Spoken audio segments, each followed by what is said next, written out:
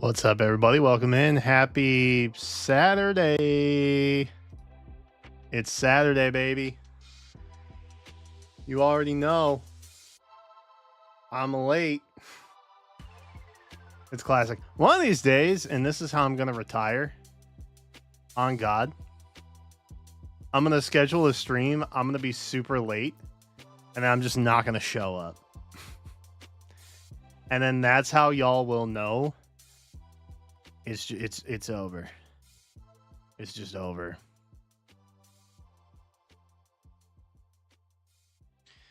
What's up, everybody? Happy Saturday. Welcome in. It is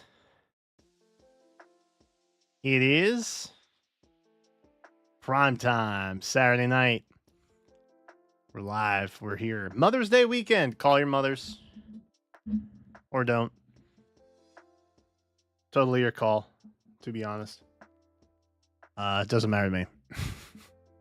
Makes no difference to me what you do. But for the record, I did say call your mothers. Okay? So I'm absolved from all things. Now, you might have shown up to the stream around 8 o'clock and been like, huh, that's weird. It was scheduled for 8. We left the house. We planned to leave the house by, like, I think 5:30. Jenna started getting ready at 4. On the way out, grabbed my bag because we were gonna stop by the secondhand store, all that stuff. Had to pick up some personal care items.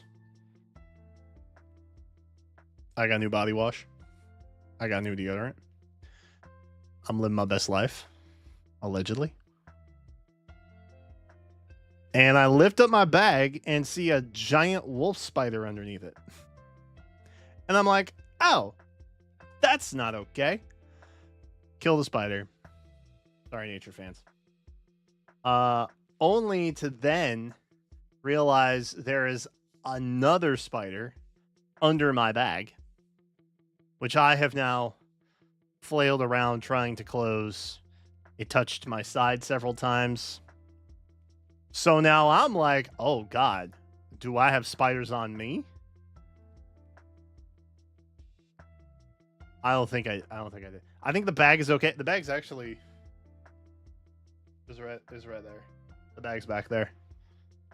W bag. So ended up taking the bag, but that prompted an immediate cleaning requirement. So we didn't leave the house till 6. And I specifically remember going to Jen and being like, okay, I know we're a little behind. Are you sure we'll be home by 8? Because I can change the stream time right now if you tell me. I can change it. She's like, no, we'll be fine. I said, okay. So we went to go second to Charles. Okay. I got some cool stuff. Jenna bought books.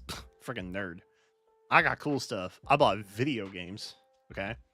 I got Othello on the Nintendo Entertainment System. So we're going to be booting that up at some point.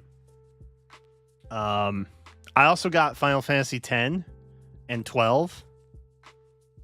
Right?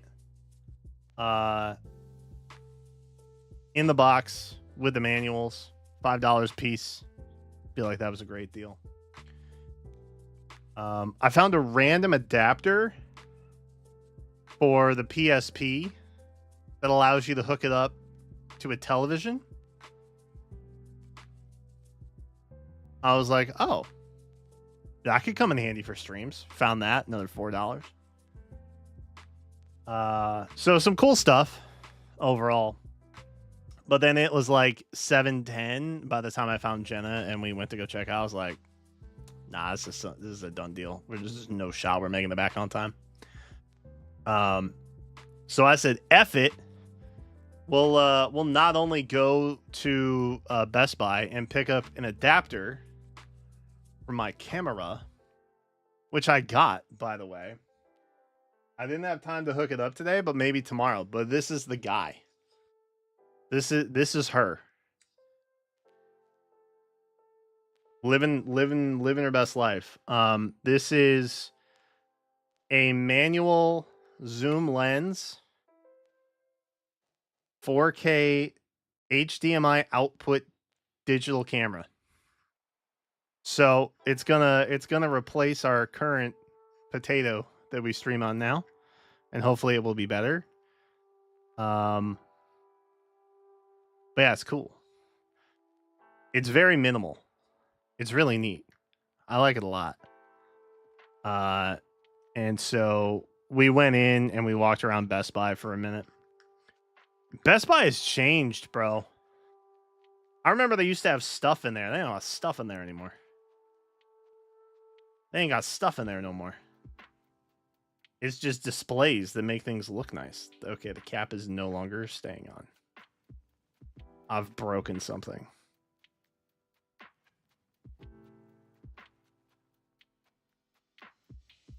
Oh.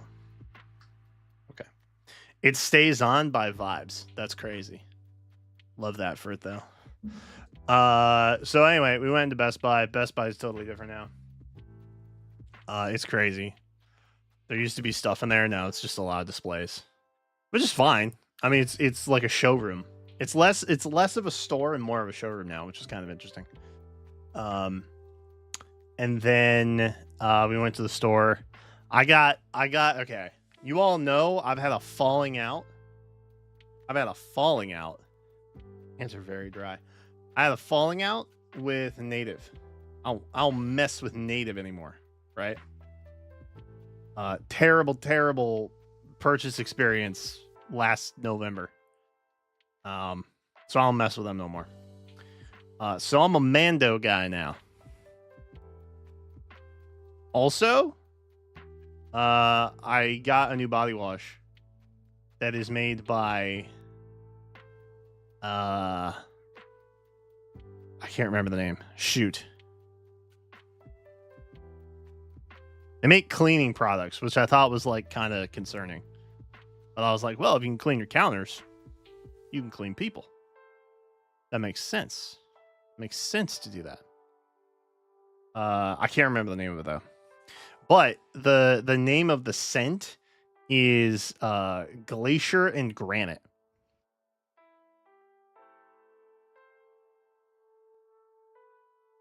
Which I'm gonna keep it 100. I smell like a sexy countertop contractor.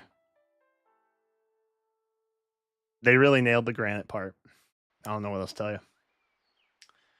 But yeah, so once after second to Charles, after I had 55 minutes to get back home, I was like, it's not, it ain't gonna happen. So made the call. I look, YouTube folks, I'm sorry.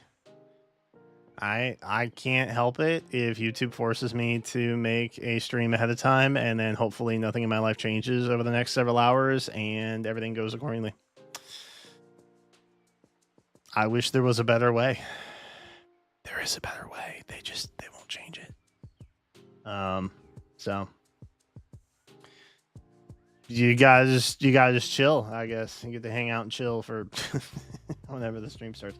What you guys should do, honestly, the pre-stream chat, you should just like take bets as to when I'll actually start. Price is Right rules, you know.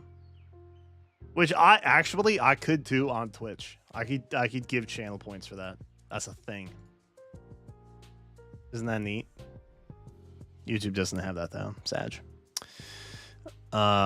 Anyway, that's where I'm at. We went out. Jenna had fun. She looked at books.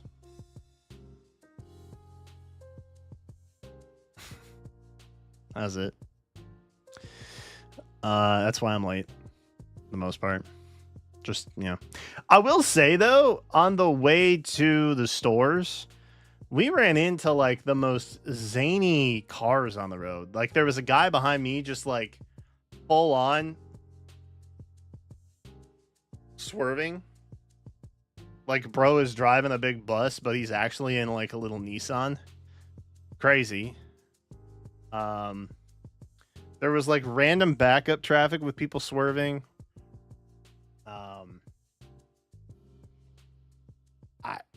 I don't know, man. It honestly, it felt like a fever dream. I was like, I am in a movie right now. Anyway, burn the house, start over. I thought about it. Jenna said the insurance wouldn't cover it. Blaming on Jenna. I'm not blaming anything on Jenna. I made a call. I made a call mid trip to be like, let's just get it done. Let's just do it all here and now. Leave no store unvisited. Because, like, truthfully, I didn't want to have to go back out tomorrow. Because I gotta do the lawn tomorrow, you know? I'm not looking to go to the grocery store when I gotta mow and then stream. Can confirm Best Buy has changed, actually. That's a good point, actually. Betting on Twitch meanwhile.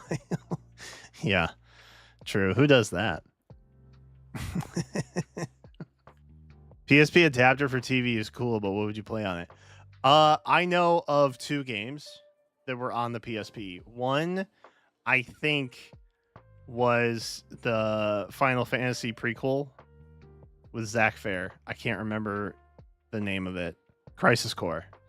And then the other one, I think there was a Kingdom Hearts title that I also can't remember. There may have also been a Metal Gear title, but I don't remember.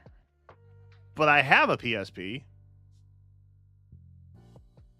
I don't have any games on it, but I physically have one. I figured for $4, it's like, oh, okay, well, I won't have to track it down in the future. That's kind of nice to have that. Because what you guys don't know, per se, is this guy here, this camera. I have a giant HDMI cable which it will hook into, about 35 feet long. So I can move it around the room, but still stream everything off of my PC, obviously. And so what I want to do is figure out a way to stream older games from the CRT and have retro throwback streams here and there. That's my plan. So I'm kind of picking up little things that I find here and there. They're like, oh, that's super niche, and maybe I could use that at some point. That's where my head's at. I'm not going out of my way to spend more than I need to. But I found 2 other games, by the by. One was Yoshi on the original Game Boy. And the other was Donkey Kong for Atari by Coleco, which I can't actually play that, which is chill. It was like $10, and I was like, yo, that's a fun little piece. And they have mint condition manuals. I don't know if they're mint. They're both loose. They don't have the original box anymore. But the manuals look clean. I don't know where we are on a PSA level, but they look really good. And so I was like, the manual alone, that's worth it. So I went for the history piece. I'll keep it a buck. I just went for a history piece. But it was cool. I just expect your streams to begin 20 to 30 minutes after the stream posted. True. Actually, I'm worth the wait. What can I say? I hope. But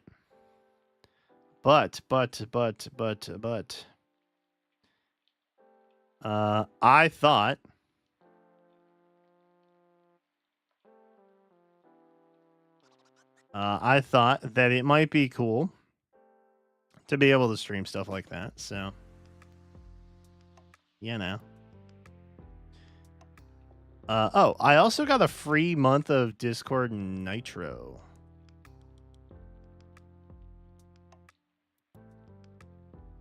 With my cam link.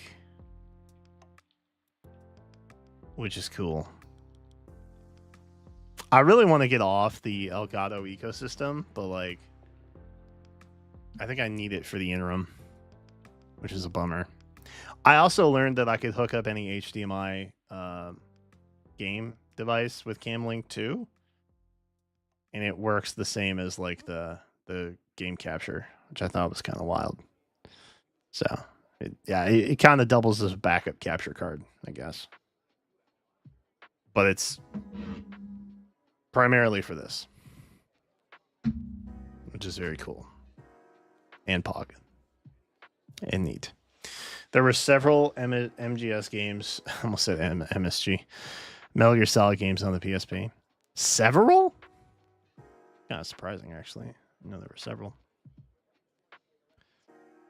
Elroy, thank you for posting in the Discord. Appreciate that. Chat reminder, notification Discord, exclamation Discord in chat if you want to join. There is some chatting in there too. You can also @ me in there if you want to be all parasocial and talk to me when I'm not live.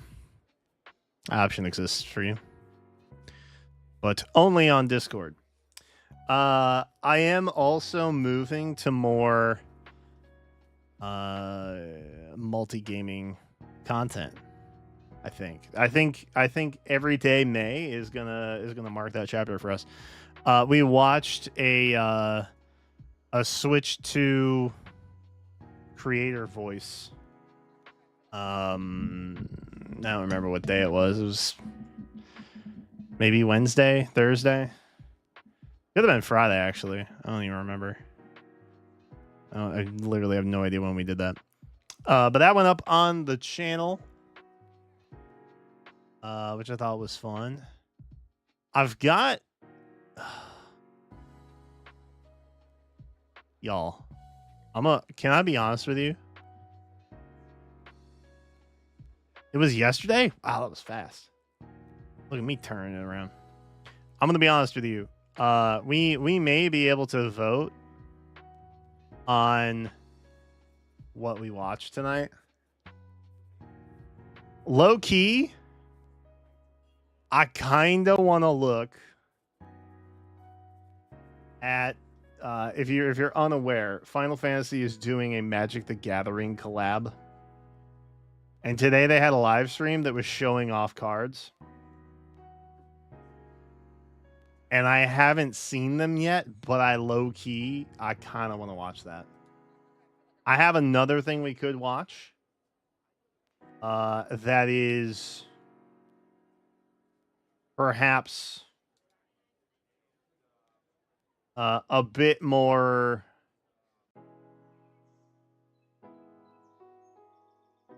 what's the word? It is less optimistic, I guess. We'll call it less optimistic. It talks, I think, about the future price of gaming and how we're screwed and everything's going to be $80 a pop now. Smiley face. Which is also something we can watch. It is from another creator. I've watched some of his stuff before. It's pretty good. And by that, I mean I've seen like I think 2 videos from him. But he covers some industry stuff. So we maybe we get to both. I don't know. They're a little bit long. They're a little bit long.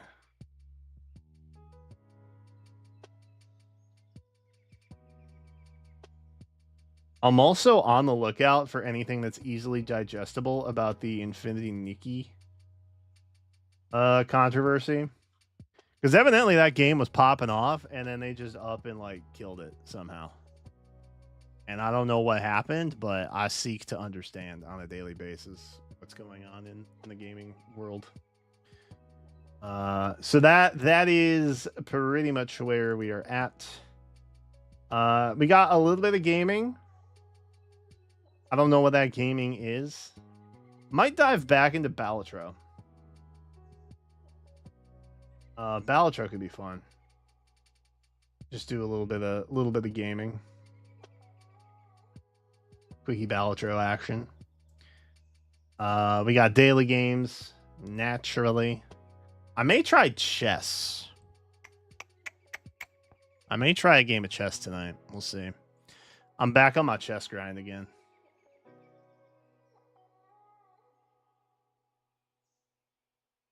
Real talk. I do be on that chess grind.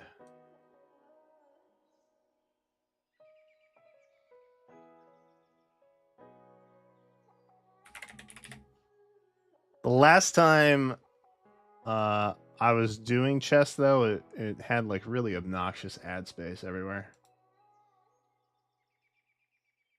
I don't know if that has gotten better or not.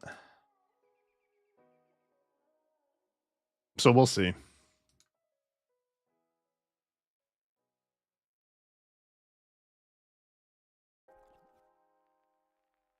I could also just play Summer Duels. Yeah, the ads are still really obnoxious. Boy, they really want me to just pay for a membership, don't they? They want me to go ad free, bro. I don't know if I want to.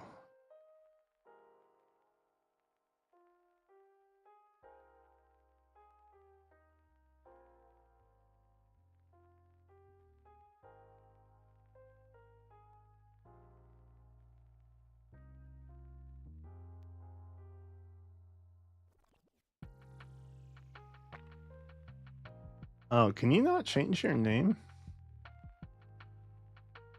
I guess you can't, huh?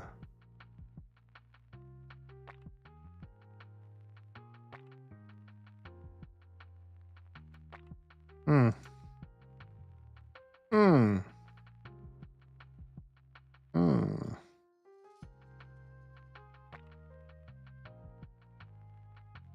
Interesting.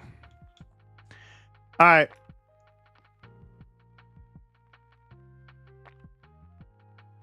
Oh, you know the other thing I actually do need to do? Unironically. We do still need to build up some resplendence. Because didn't what's her name drop today? Athena.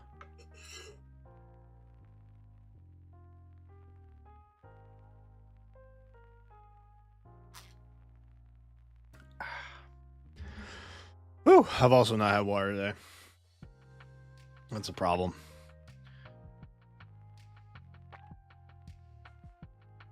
I could try Summer Duels. I'm not excited about the prospect of it though.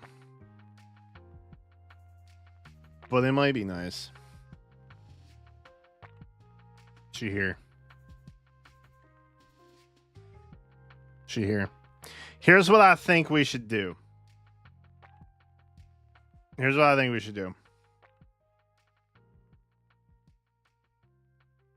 I think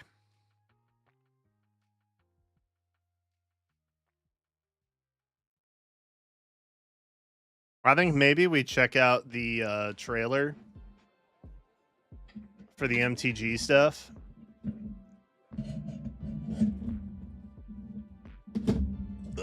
Because I saw one came out not too long ago. I'm hoping it's just highlighting the new cards. Because I'll make Jenna watch the other thing with me. It is a 90-minute live stream, which, you know, your boy. I'm scanning it. Oh my god, they're literally showcasing new cards for 90 minutes straight. That's crazy. Oh. It's crazy, but also sick. Oh, nar. Okay. Well. Yeah, maybe we'll just check out the trailer. And then we'll hop into Faye, do some Faye stuff. Hit up Balatro for a minute. And then daily game.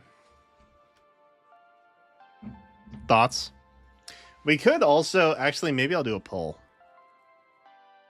Maybe I'll pull.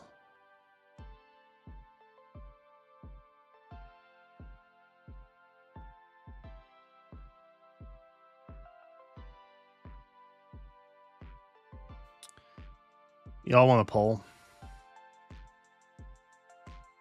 Let me see what the other thing was. The watch on stream guy.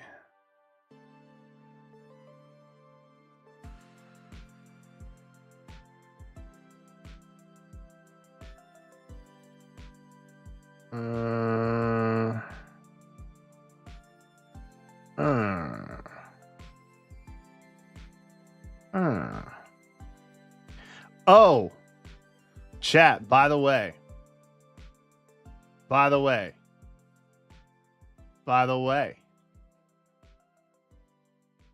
shameless plug. Okay. I did update the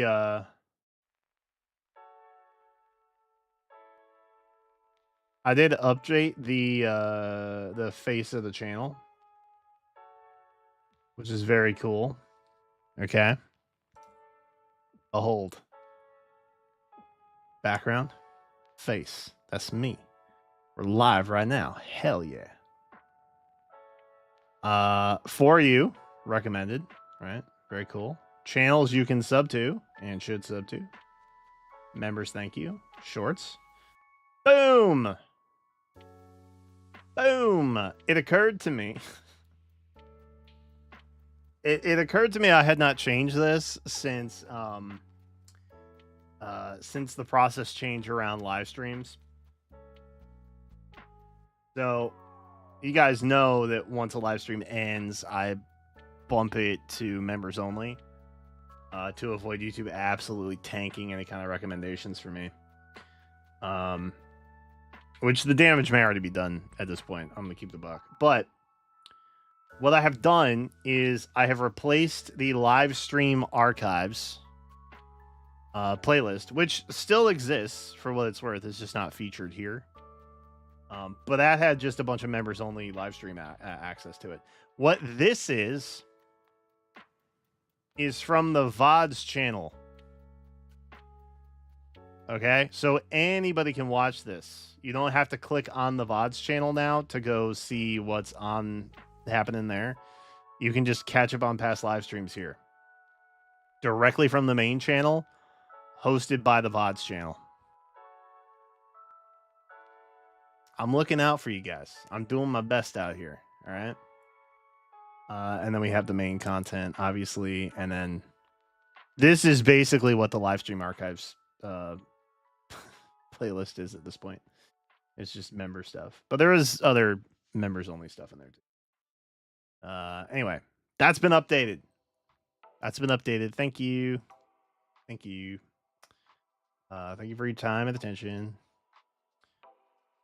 There also shouldn't be any ads on the live stream VODs either, by the way, because I don't have we don't have enough subs to hit monetization on the VODs channel yet. Which we may never will have that for what it's worth. But it's ad free. And you can just watch them from there. I don't know why I hadn't changed that before. I guess I never thought of it.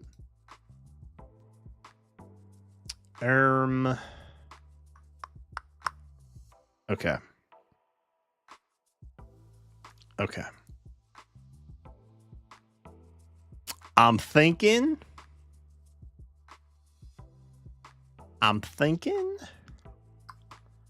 Little reactioni time. Let's start off with that. Dude, I'm excited. Low key. I'm kind of pumped. The well, here, let me find the right scene before we get started here.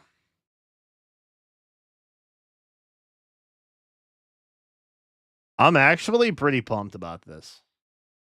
Like, I'm not For what it's worth, I've never played Magic the Gathering. And I think that this crossover event that they're doing with Final Fantasy is what most hardcore Magic players probably dread, in that a bunch of normies like me who have never really even touched a Magic card before suddenly is infatuated with their game.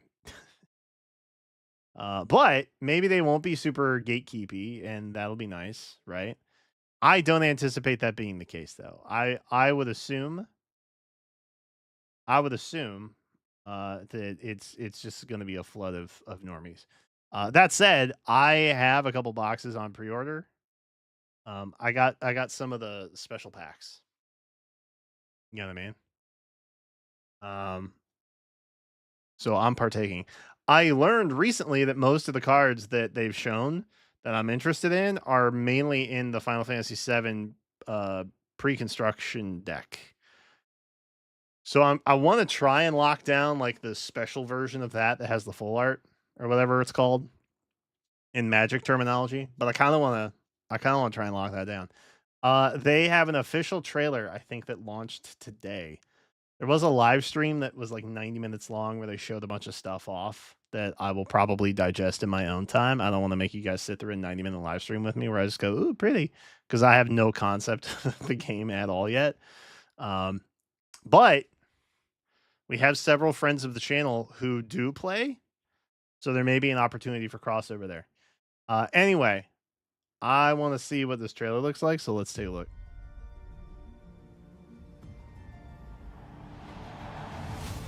I've been waiting for this. Yep. I'm ready as I'll ever be. Oh, we got 15 in here too? Final Fantasy is coming to Did I not know Magic that? the Gathering. I remember the Cactuar. Come to me, Ifrit! Wait, I didn't know they were putting Dude, wait, hold up. Okay, hold on. Maybe I just had a misunderstanding. I didn't know that they were focusing on like every single title.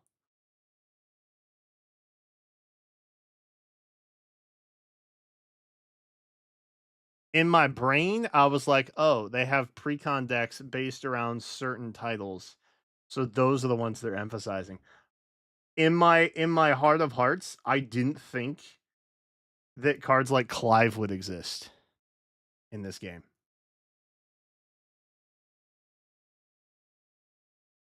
Oh, that's so cool. Oh, that's so cool.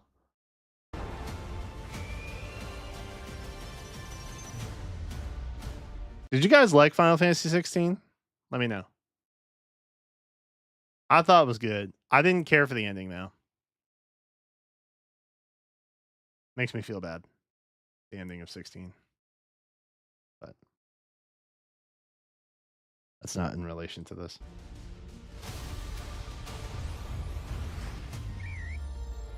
Bart's in Boko. Draw swords. Cast. Oh, the other cool thing, which I think is a nice touch, it tells you which title they're from down here with a little indicator, which they've told us about before. But I had no concept of what this was, and then I remembered, oh yeah, there's a little indicator down here to tell me that this is from Final Fantasy V. And that's pretty cool. I like that. Draw swords. Cast spells. Play heroes and villains from all 16 core games. Okay, so it's all 16. Okay, cool. All right. Neat. I honestly, I was just kind of jazzed that they were highlighting 14 and 7. Cuz 7 is very special to me. That means we're also getting stuff for 8, which is also probably in my top 3 of Final Fantasies, which is controversial. Okay. I know people either love or hated 8. I would argue that 8 came out in a pivotal moment that did a lot of like experimental stuff that future titles would take advantage of and utilize better. But I still really liked 8. I thought 8 was really neat. It was also my first Final Fantasy game that I played myself. I watched my cousin play 7 because he had a PlayStation at his house, but I never actually played it. And then I got a PlayStation some year after that or so, and I got Final Fantasy 8, and I was like, "Yo, this must be dope." It was very different from 7. I learned that very quickly.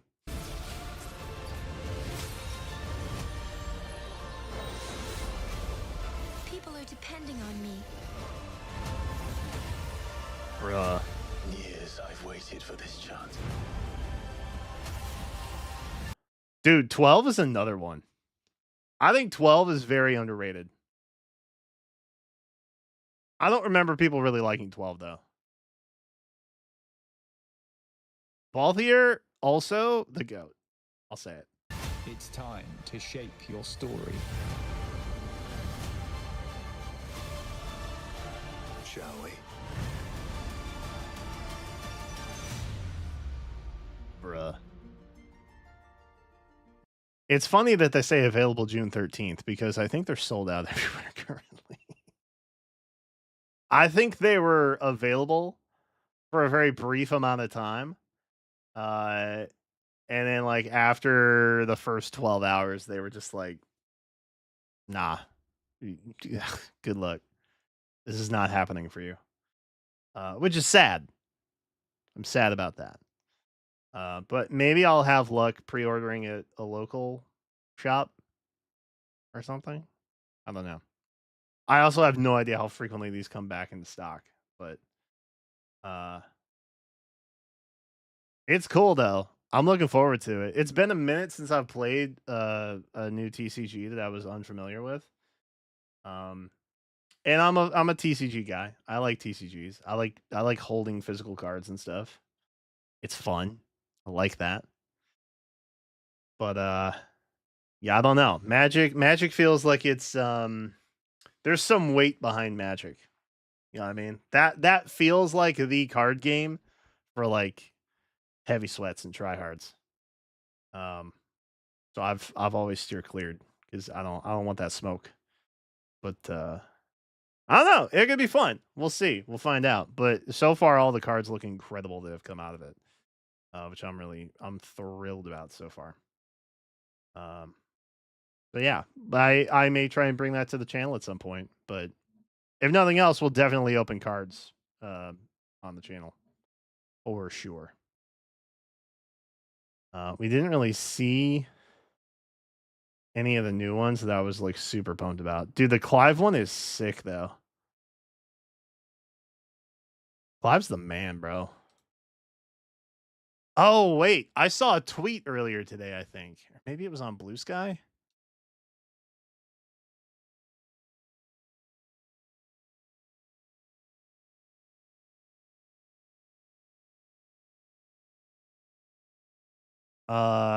Chat, who is Clive's VA?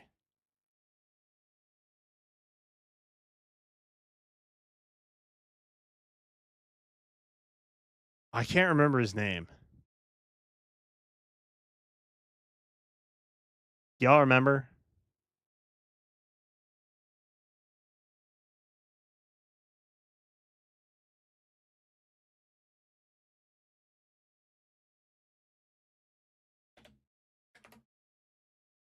Ben Starr. Yeah. Ben Starr.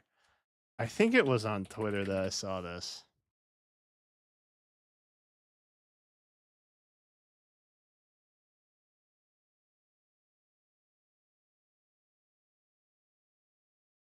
Yeah.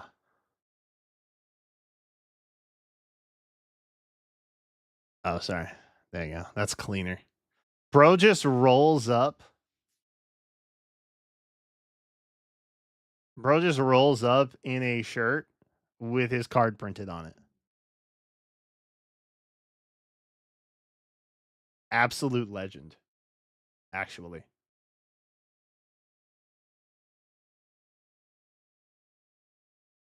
He is my hero. Tried and true.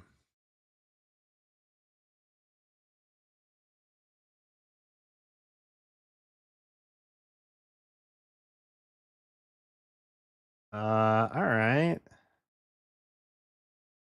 All right.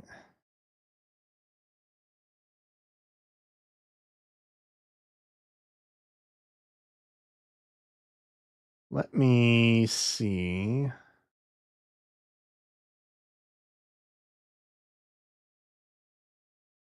Oh, shoot. Did I close that out already? Let me see how long that other video is.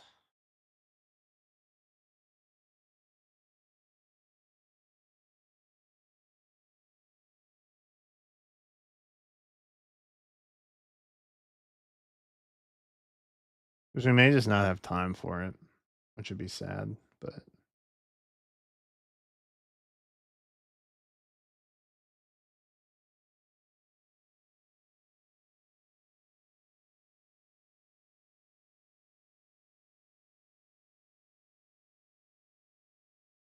I was looking for it before. Oh, wait, there it is. There it be. Oh, it's only 15 minutes. Oh, that's not bad. That's not bad. All right, chat. We can watch this.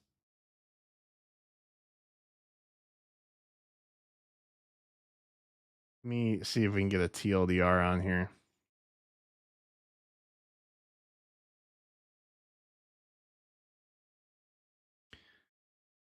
Okay.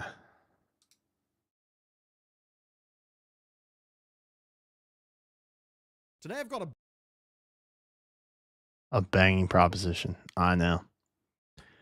I know, brother. All right. So, from what I understand, Microsoft has decided to do a global price hike for games. And it is my preliminary understanding that pretty much any game is now going to cost $80, which, you know, could be problematic. So I wanted to take a look here and see what this guy has to say about it. All right. Today I've got a banging proposition for you. So, Why is this like that?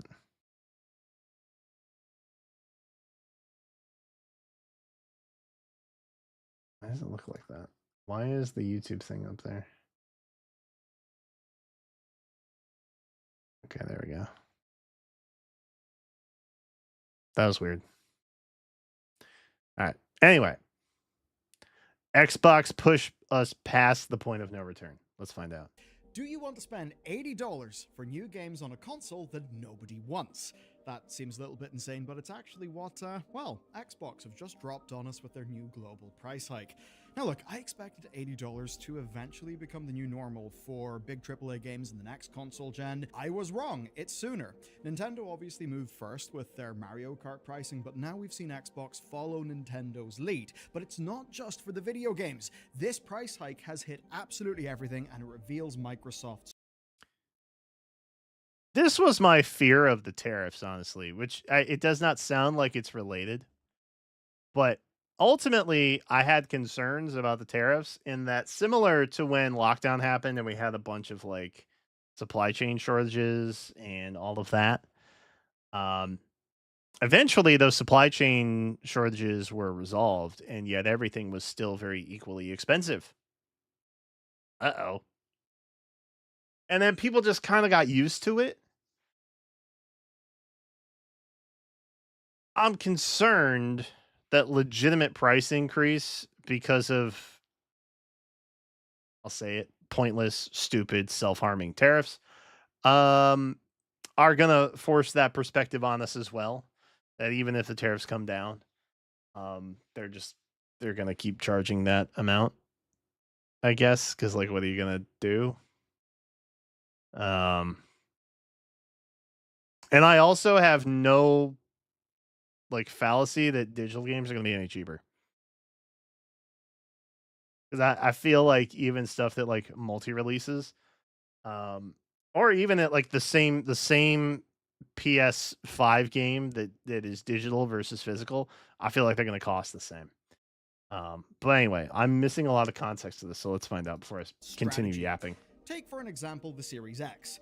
Why would you spend even more money on an Xbox? Wait, it's called the Series X now? Bro, I'm starting to think Xbox lost the console wars specifically because nobody knew which version of the console was the newest one.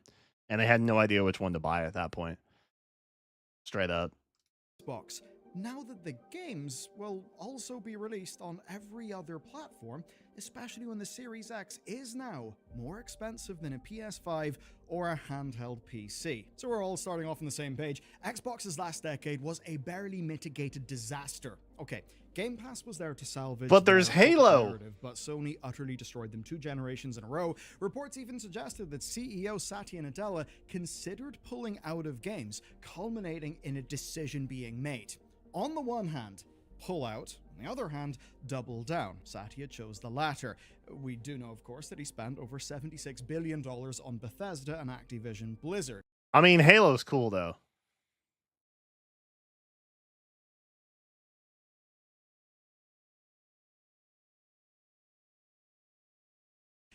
You can't look at this and tell me $76 billion on you don't feel some kind of nostalgia. But I guess you could if you didn't care about or play Halo. I guess that would make sense to me. But for me, it's nostalgic. Bethesda and Activision Blizzard. Now, at the time, we thought that was all to get them more exclusives, ideally so that people would finally have a reason to buy the Xbox, because obviously, well, didn't really work out with Halo Infinite. And perhaps that was the hope, but it was a fool's hope. That I bought Halo Infinite on Steam. Obviously didn't happen. Xbox is still behind, and that brings us to the modern I'm just saying layoffs version of this company. Xbox are releasing games, and the thing is, players actually love them. I mean, right now, Indiana Jones and Oblivion are on my PS. I did not know Xbox was releasing games. I didn't even know there was an Xbox console soon. In fairness, I stopped paying attention to Xbox consoles back after the successor to the Xbox One was called the Xbox One X.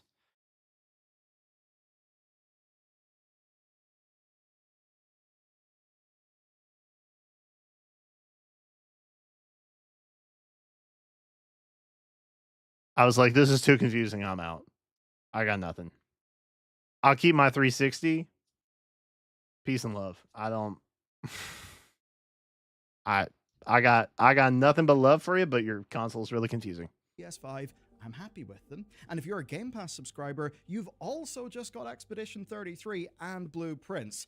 That's kind of wild. So basically, be it Game Pass, PS5, That's a good deal. PC, or streamed to your television. Also, chat, we're definitely playing Expedition 33 at some point. Microsoft's got actually good games absolutely everywhere, and they're happy to make money from that, even if it means that they also are lining Sony's pockets, which they absolutely are. I don't want to shock you, but basically, this is Microsoft deciding to finally focus on selling software and making their money there. In fairness, Microsoft is just bad at products in general.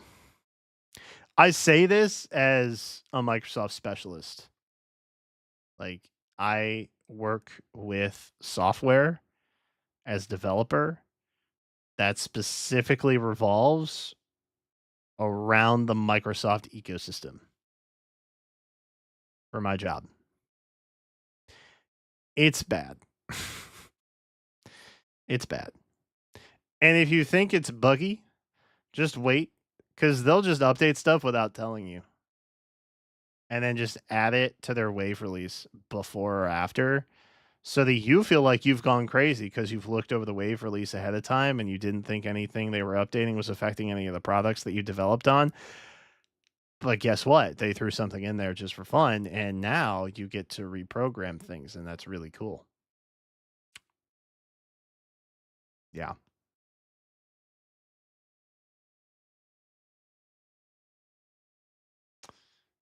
Yeah.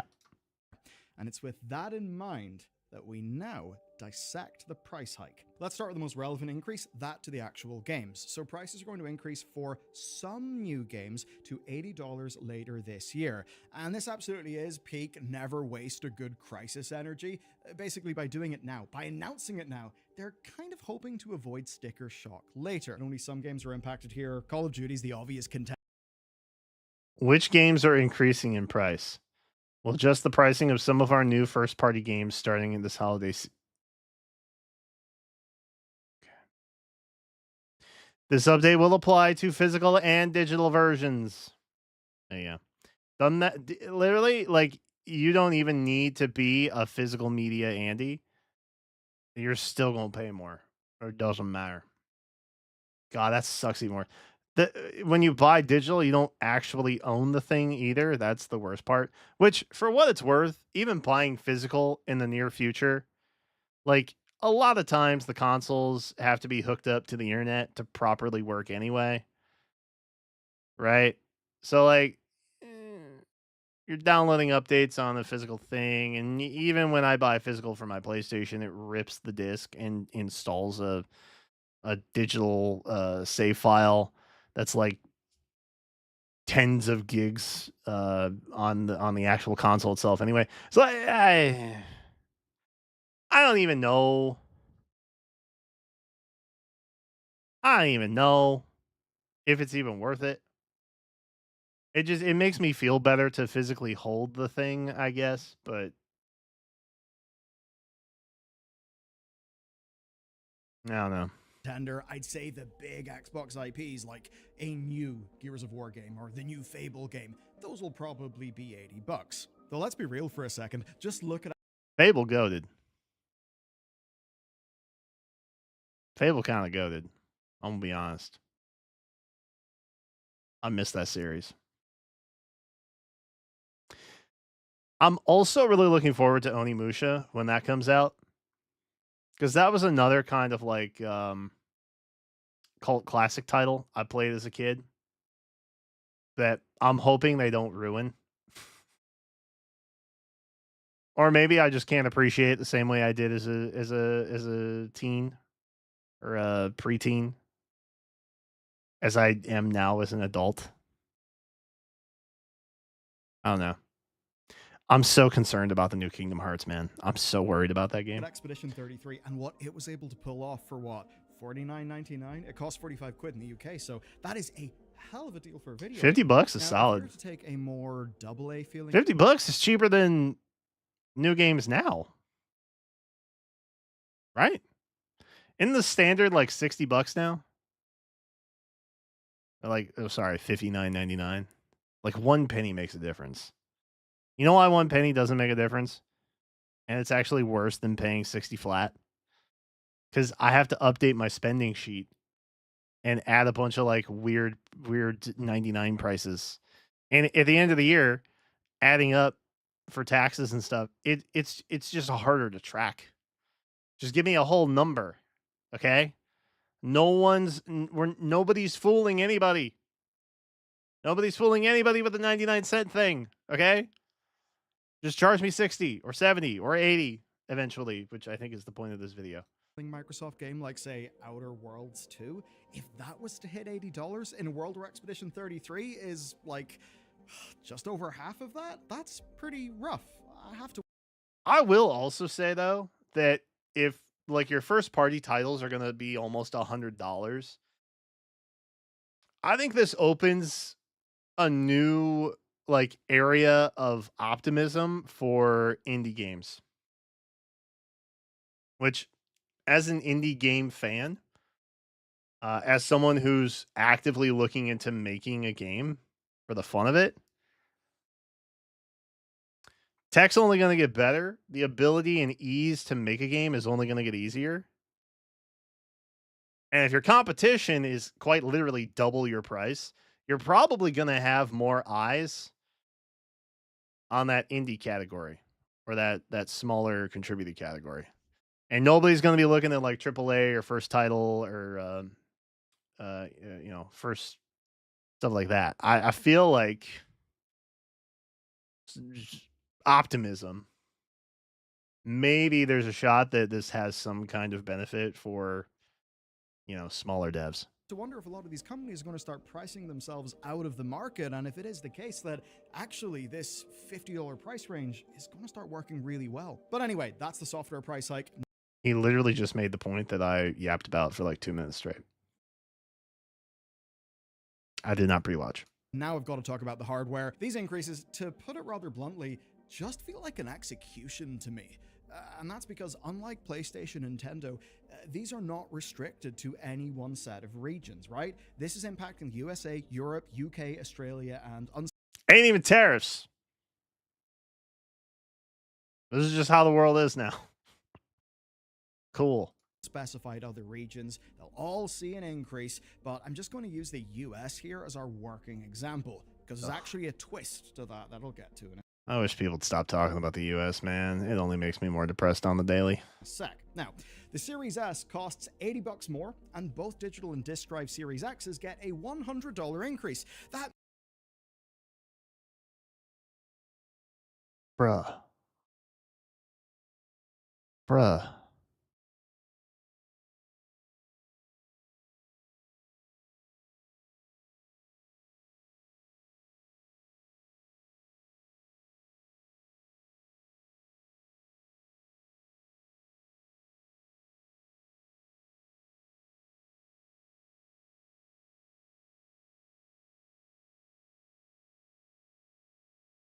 means that the Series X is $100 more expensive than a PS5.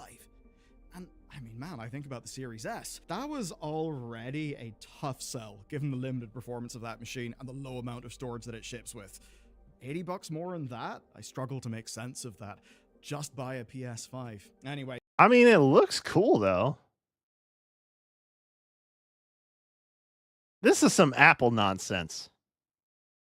Genuinely. This is like the PC Tower cheese grater thing that they made. But this just kind of looks like an air purifier instead.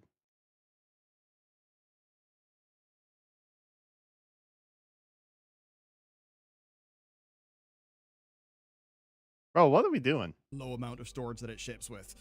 $80 more than that? I struggle to make sense of that.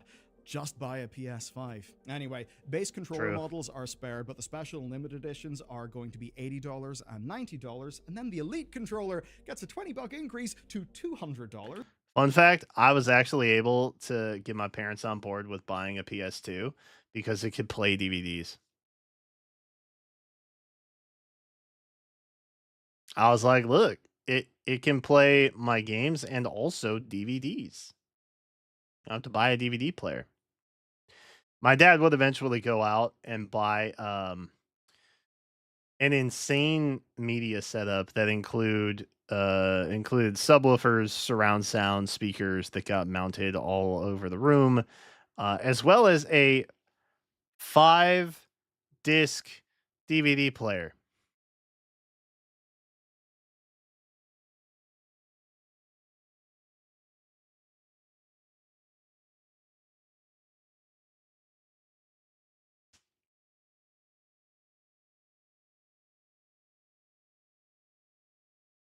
Early 2000s were like crazy. Late 90s, early 2000s, wild time to be alive. That's a lot of change, and the wireless headsets are going up. I'm just saying, why do you need 5? Just change it. Just change the anyway. $10 to $120. So basically, ouch. And unlike with PlayStation, where they decided to defend their competitiveness in the US by only having the price increases elsewhere, these are actually hitting the US. And in terms of percentage increase, they're actually hitting the US harder. There's a fairly obvious reason why, so yeah. Let's just go explain that. When asked if tariffs are to blame, Microsoft actually declined to comment, but let's be honest, we all know that's going to be part of it. Yeah. And I mean, you could say, right, we're 5 years into the generation. Maybe this is Xbox actually wanting to increase prices because, global economy, inflation. Maybe they want to set expectations for next time round so people don't get sticker shock at, I don't know, the Xbox Series X2. Okay, it's always been my understanding, and I almost want to say that the AI core GPU that NVIDIA is all excited about, right? That is cheaper than the highest caliber GPU you could get from Nvidia right now. Like considerably cheaper, I'm pretty sure. But the output is equal, if not better.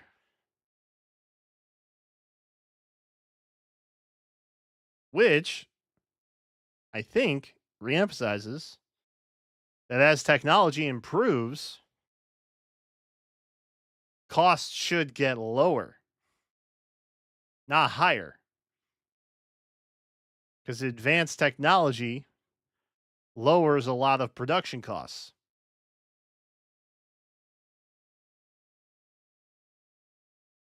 I did drop out of econ. Okay. I was set to be a finance guy. I took a different path in life 2 years into college. Okay. But still fairly confident as tools and technology improve, cost of good goes down. Fairly confident that's how that works. Or whatever the hell they call it. But no, the tariffs are almost certainly part of it. As an example, analysts like Daniel Ahmad point out that under the current tariff rules, the Xbox consoles would be facing a 145% tariff cost after being imported from China, and then the physical discs for games, which are imported from Mexico, well, those are still going to face a 10% tariff. All that shit adds up, and as for why everyone else in the world would have to go up as well it's fairly obvious. It's to cushion the American changes, because they're probably not going to pass on literally all of the price increase, so they'll, increase everyone else as well, and basically to avoid backlash, which is to say, if they were going to retain their margin on what they sell in America, and they weren't to do price increases elsewhere, the American price would have to go up more than it is. So basically, everyone gets a price rise in order to subsidize the American one, so it's not as high as it would otherwise. So America is once again ruining it for everybody. Did I hear that right? Dude, we're in the worst timeline, man. What the heck, bro? There's got to be a better way. Dude, there's got to be a better way. There's got to be a better way. There has to be. There has to be, man. I mean,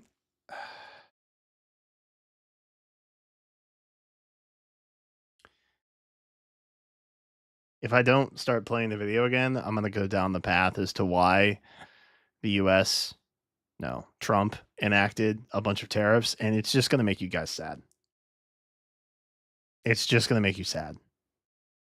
But I will say, if I were to tell you that the reason we are pro tariff now was because a family member of the president at the time during the 2016 run went on to Amazon, searched for authors about the US versus China economies, found a guy who was very pro tariff and had a book on there who quoted as some economic expert happened to be the same guy as the author, but the fictitious economist in the book was just an anagram of the author's name. And that's now why we're pro tariff.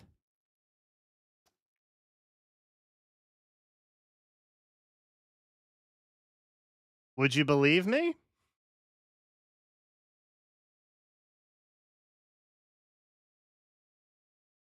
I won't say if it's true or not, but anyway. Otherwise be. Obviously, some of that's directly because of tariffs. I think we could also say maybe, right? Maybe Microsoft don't expect the 145% tariffs to increase, but they're basically saying, listen, there's uncertainty, there's chaos, and we don't want to waste that chaos. We should increase our RRP. That'll defend our margins long into the future. And look over there. Nintendo is obviously doing it. PlayStation is obviously doing it. There was an opinion that came out when Nintendo started talking about the price increase of the Switch 2 and all that. And look, I'm not gonna say that I am not a Nintendo biased boy, okay? I am a Nintendo boy. I am. But dude, as soon as they raised the price on stuff, it was only a matter of time before everybody else started following suit. Which feels really bad. Because now Nintendo, everybody's going to be like, oh yeah, Nintendo, blah, and everybody's going to dunk on Nintendo because their fault that everything's going up. But in reality, it's just the world is a terrible place now, you know? It's not just Nintendo mucking the yum for everybody else, you know?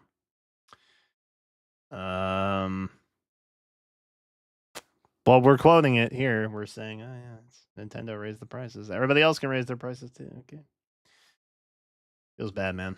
If as a whole industry we just increase those numbers, then we all defend our margin.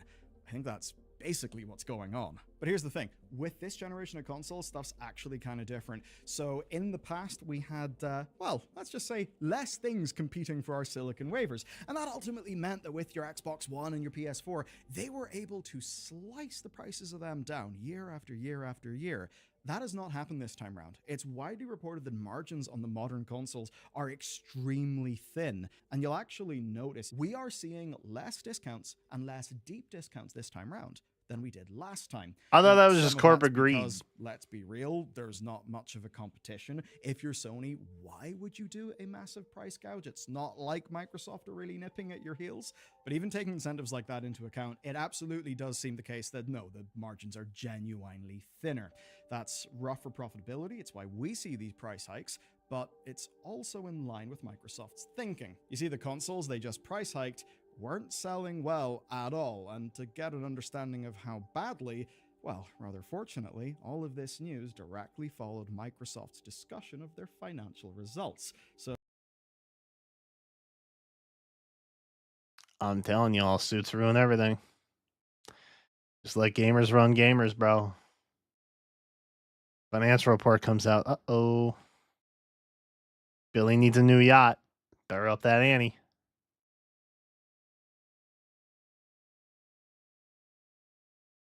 Sad.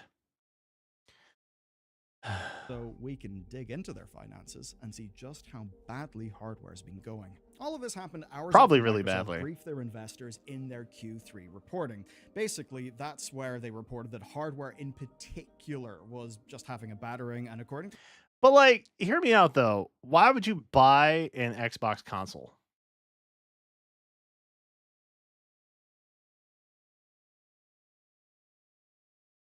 If you want to play the new Mario Kart, you gotta buy a Switch. Right? Gotta do it. Cannot do it. They're not putting that on Steam. Ain't no way.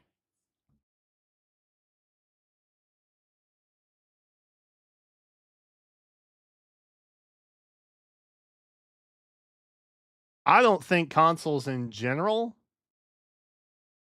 have a big leg in the current gaming market. Unless you know, hit them with nostalgia or something like that. Because realistically, there's not much of a point to do it. There's just not. I don't know what all the Xbox games play, but like my PS2 example earlier, it doubles as a DVD player. Aces. My PS5 doubles as a Blu-ray player. I have a Blu-ray player in the lounge section of my office now. Awesome. That's great for me. Love that. I don't think my computer my computer doesn't even have a disk drive anymore. So it's not doing that.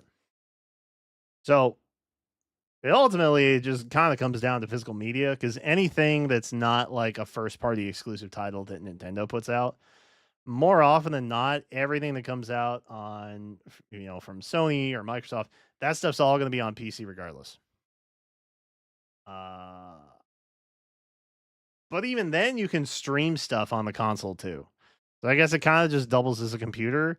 that you can't run computer software on, which I'm fine with because I like physical consoles.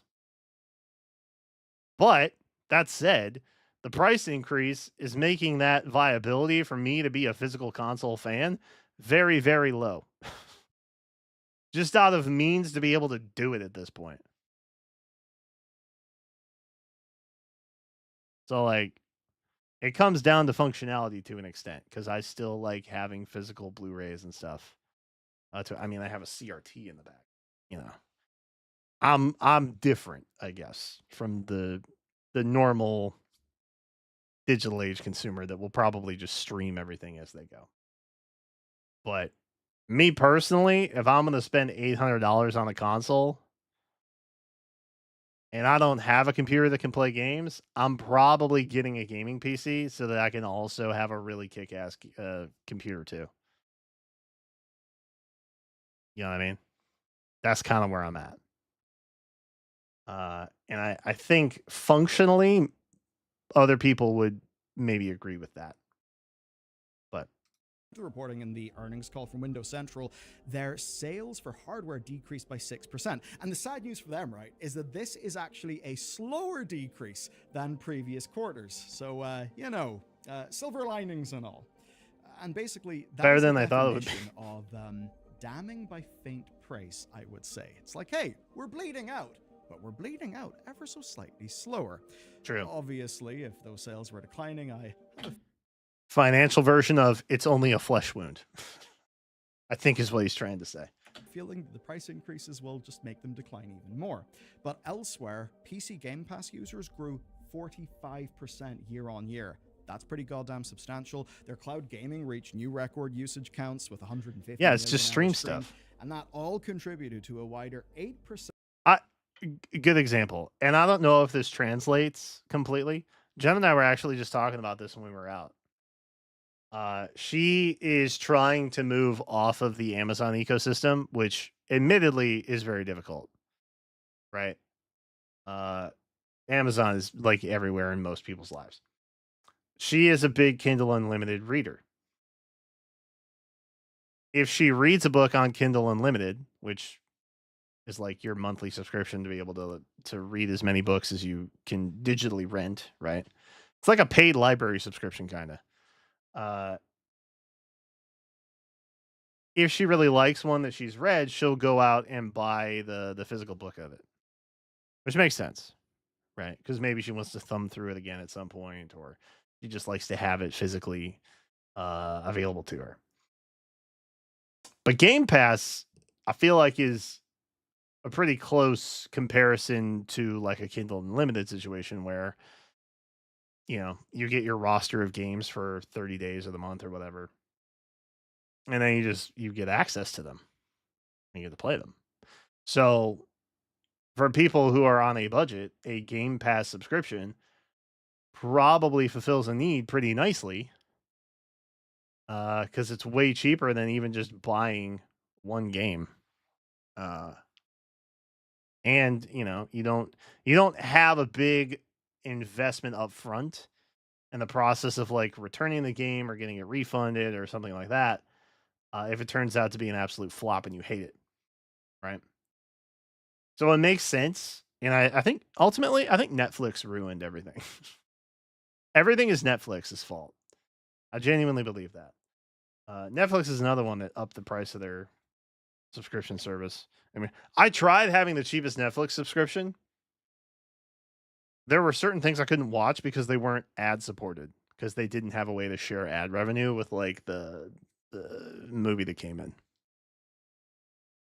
That would be like being able to watch YouTube, but having a subscription where you can only watch YouTube originals and you couldn't watch stuff from other creators because they're like, can't put ads on those. And you have the ad only pass. So you have to watch ads on all your movies. So sorry about that, but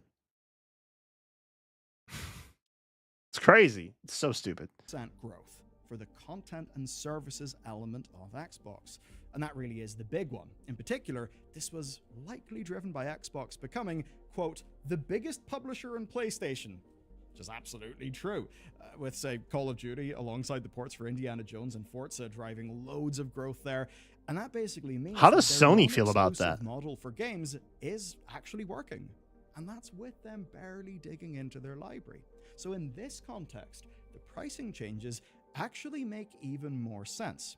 So basically, I'll put it this way. If hardware is underperforming and it's only selling to the most hardcore audience, then that's maybe the group of people who would be able to stomach the price increases.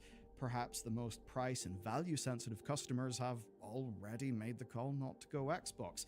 Like everybody, they probably just saw that PS5 was going to be dominant, so they backed the winner, right? Which would make sense. Now, there's no point in producing a machine that you're going to be selling at a loss if you're not selling it in the first place. The whole business model with consoles, selling at a loss, being a loss leader, is you grow your store, right? And then you get the 30% of everything you sell on that store. With Xbox being small, there's just less of an incentive there for Microsoft. I mean, you could even say there's a justification for increasing the price of the Series S after games like EA College Football, in fact, drove sales for it massively. There could be that. Then with the release of the Switch 2 at $450, it does actually mean that the cheapest way to play those games is still on a Series S, but it's only by $20. Let's be real, it's a Series S. Anyway, the growth of the platform in PlayStation, though, that justifies price increases for the likes of your Call of Duties. Even with PlayStation's 30% cut of sales, think about it this way. $56 out of an $80 game is a lot better than $49 from a $70 game. And if it's something that you know is going to sell like crazy, like Call of Duty, then hey, it's really easy. So this is PlayStation's fault. Who do I get mad at? It's probably just the US, honestly. I just need to be mad at the US. That's ultimately what this probably comes down. I don't know, man. I think too that Microsoft just doesn't have that name recognition. You know what I mean? When I think of gaming, I don't think of Xbox. I quite literally think of Nintendo and PlayStation. But they are also the ones who have been in the game the longest and are still around. You know what I mean? Like Sega went way of the samurai, you know? Atari, same thing. Those guys aren't really around anymore. You could play Sega Genesis on the Nintendo Switch eShop if you have a pass. Again, a pass. But like Sony and Nintendo are the two that have been around from like early gaming conceptions that still have consoles and still put out like exclusive titles, or at least initial release titles. And I feel honestly that Xbox kind of got into the game a little bit late. And it was Microsoft just trying to get into the gaming market. We all know what they did to Banjo-Kazooie, okay? We know what happened there. I personally will never forgive them for that. Ever. I don't think they got gaming in their bones. That's all. Which is why Microsoft titles have a nice little publishing niche on PlayStation. Yeah.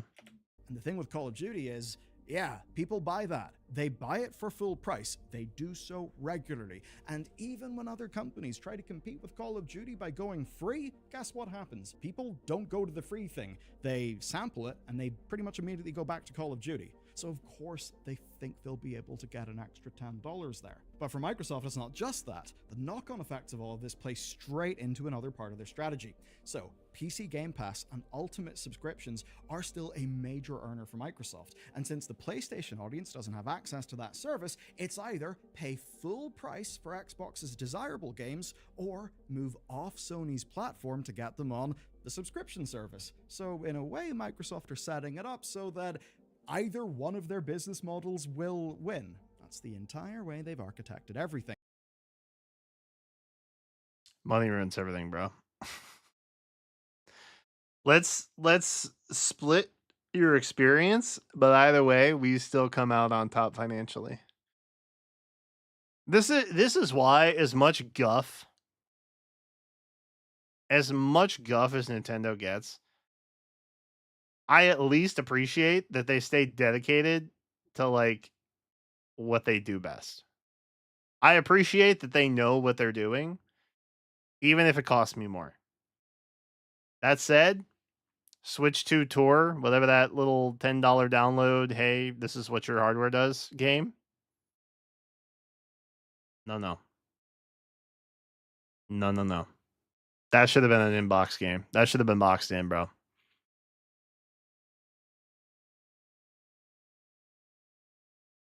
All I'm saying. Thing. Whereas for Sony, well, exclusives are their moat. The whole point of Sony making exclusives be their moat, the thing that is completely unique, was that you had to get a PlayStation console. And that's how Sony would basically continually be ahead. What Microsoft has done is, in a way, called their bluff by appealing to some of their own incentives. So to be fair to Microsoft, as much as they've done so much damage, they've actually been fairly smart in re-architecting their business. And that's what gets me to our final topic today, which is the future and how all this is going to shake out. Because let's be real, gaming in the next 5 years is going to be very different to, say, gaming of 10 years ago. At this point, if someone working for Xbox marketing isn't working on a plan to get Game Pass deals out across every available platform to offer, the affordable new way to play games, then they're basically failing at their jobs. If stuff's going up in price, Game Pass just looks even better. If times are tough and you position yourself as the value king, that's pretty good. Even if it means that you're positioning yourself as the value king by hiking your prices and then offering a solution to the problem you just caused by hiking your prices in the form of Game Pass. But even Game Pass is likely to see a price rise in the future. Oh, for sure. For sure it will. Everybody's like, dude. I remember when streaming services used to be a really cheap alternative to cable. But now everything has splintered so much that it's almost worse than cable. I have Xfinity for my internet. I got an upgraded package recently.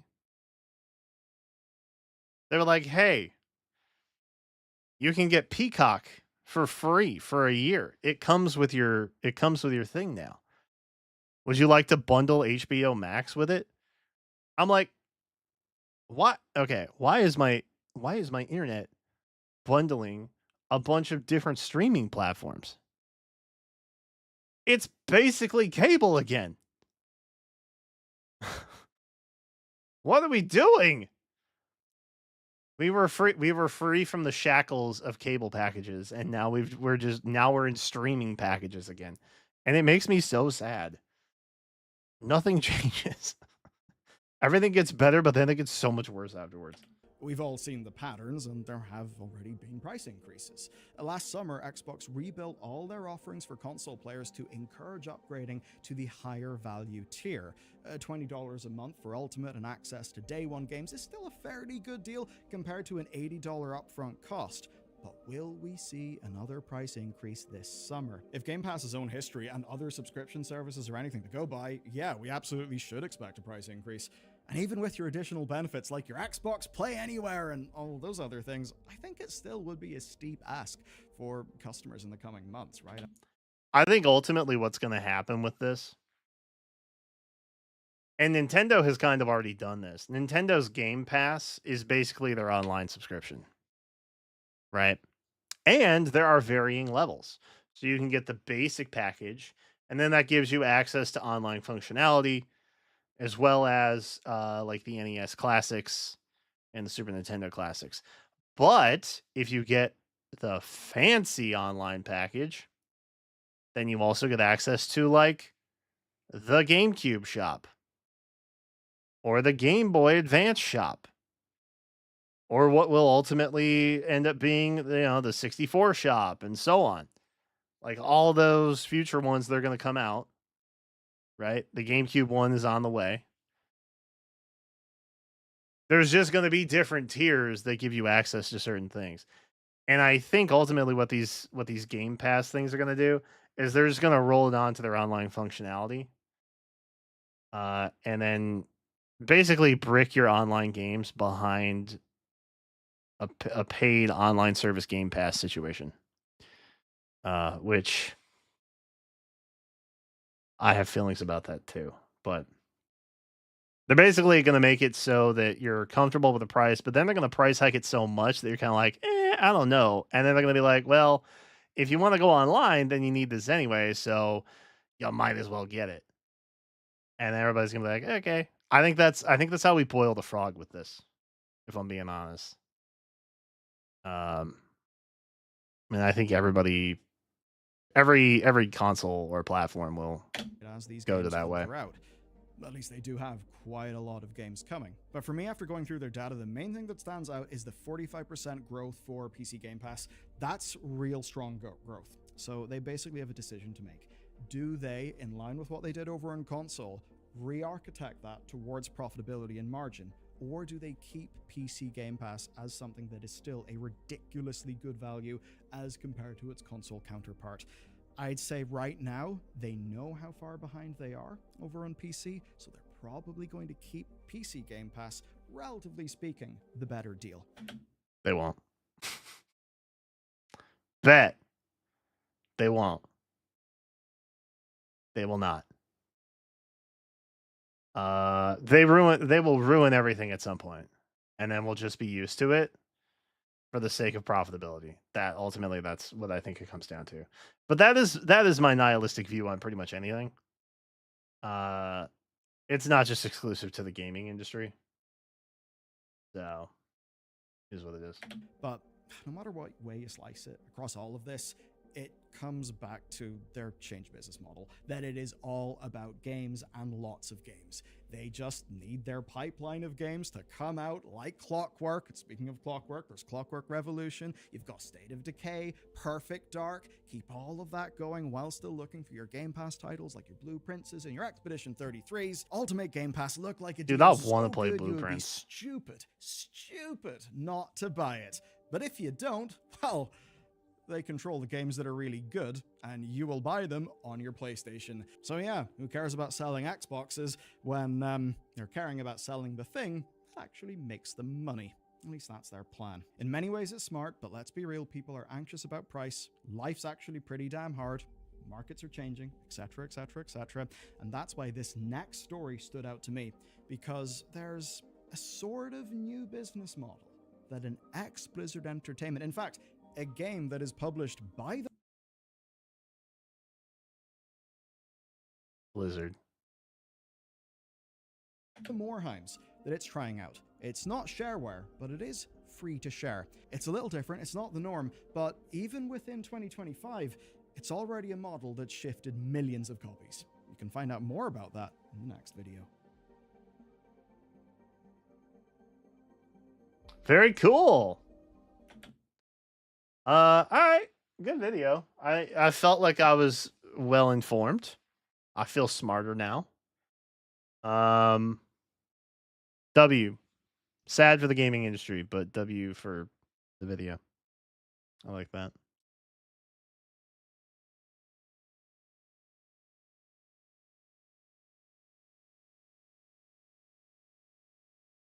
All right. Chat, thoughts?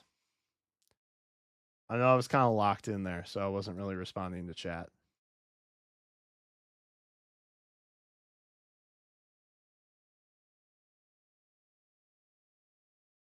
What do we think? Was I cooking it all? Was my commentary good? Or was it butt? You tell me. I just need to make sure that this works.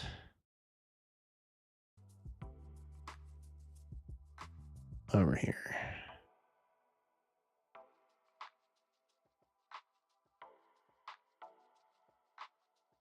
Oh, does it just work? There you go.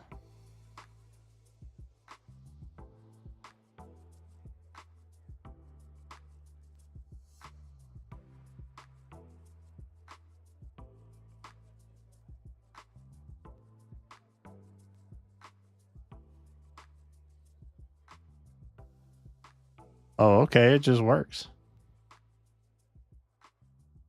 Pog. I don't know how to do anything. That's hype.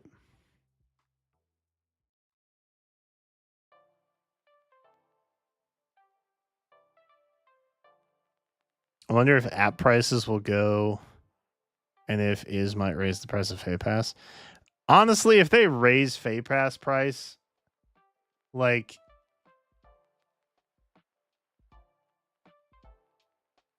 for what though?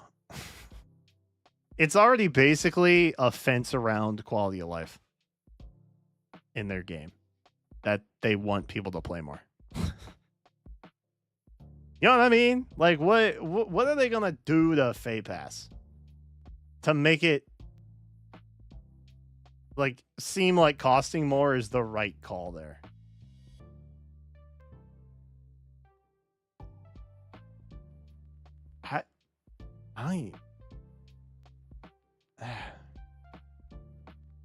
That thought puts a bad taste in my mouth. I'm gonna be honest. Game Pass is not even remotely comparable to the NSO script. Well, I didn't say it was. To be honest. I was using the NSO as an example of how they lock online content as well as like a Game Pass feature bundled into the same one. Which I think PlayStation might also do that now that I'm thinking about it. I don't have the thing for PlayStation. I don't know what it does. Because I've never gone online with any of my PS5 games or PS4 games. But I think you need a subscription. I think that subscription comes with like free games. I think. I've never really looked at it though.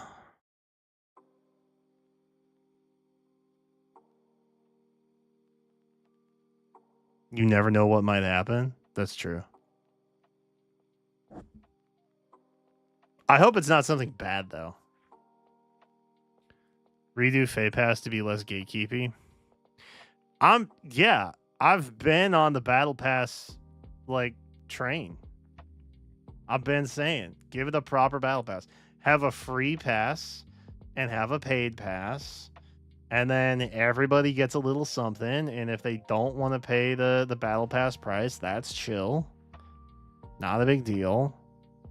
But at least, because like right now, you get the annoying Fay Pass like notification. And there's like no benefit to you as a non-Fay Pass holder. But it's you know what I mean? It's still here. It still lives here. You still have to see it, but it doesn't benefit you in any capacity. At least with a Battle Pass with a free and paid path, like that would benefit everybody at some point. You know what I mean? And it's not like there are useless items they could just put in there to appease like the free path to make it seem like it's a value and that they're actually trying, but like they're not. You know what I mean?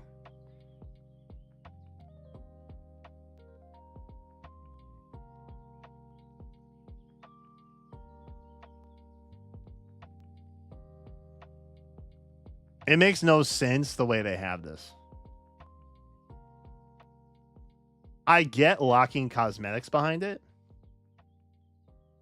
But like legitimately, you could just put the skin, which it is literally, it's just a skin,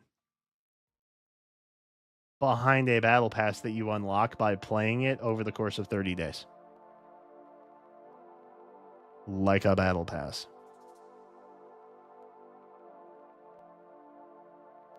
It's not complicated. And I know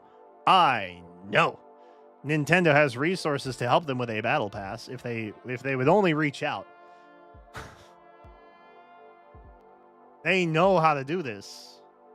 This is not new. The sky is blue, water is wet, battle passes will work. Okay? The formula has been accepted and adopted by many a game. Fire Emblem Heroes is not different in that capacity. It's crazy, dude. But like the auto battle and stuff like that, especially, like, bro, that's absolutely crazy. That's crazy what we're doing with that. None, that should not be locked.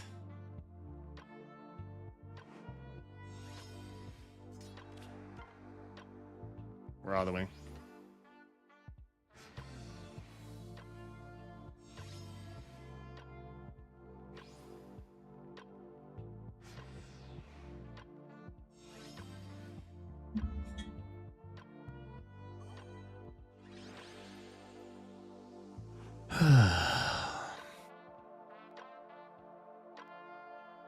We did it.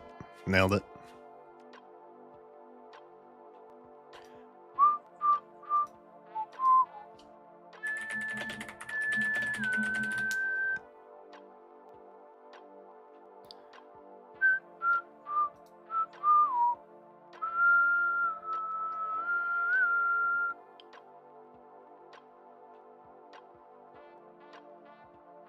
Oh. Here we go. I was changing our category on Twitch, and then I realized. Oh, I reacted for like 90 minutes just now. Good lord.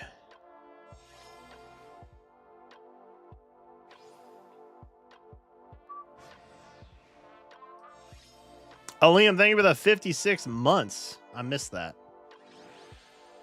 I didn't see that come through. My bad.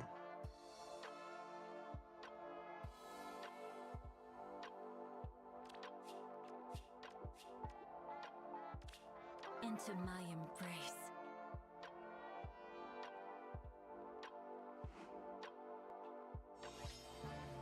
Arena season. Fell Spirit from Fallen Illyrian mixed with Brave Crom. Ew. Why do you say such terrible things and package it as a positive? Ugh. Ugh.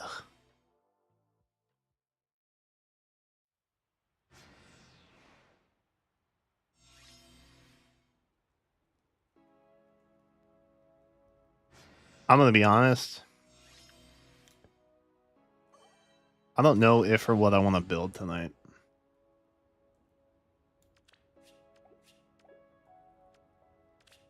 For all life on land. I was, oh, by the way, I was looking at Rye cosplay stuff. Because I plan to have that wrapped up this month.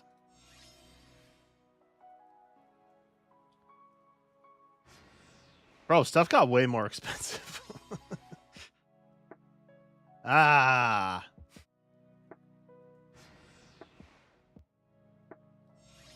It's very fitting. It only fuels my hatred for Rye even more, honestly.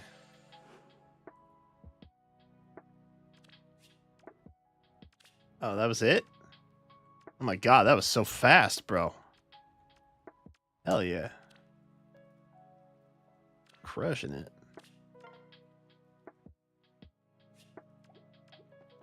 Did we get any new airs?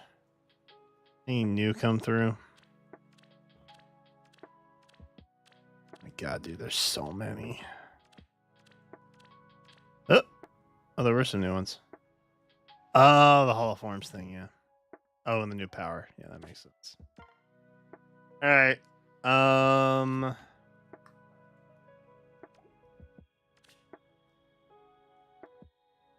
Honestly, I'll try for Bernie. I think Bernie probably had the best refine out of the bunch. No, yeah, Bowie. We got a Bowie. That's Jill. No. Oh god. I thought that was gonna lock me in. Good lord. What do you have? Still water. No, you're not.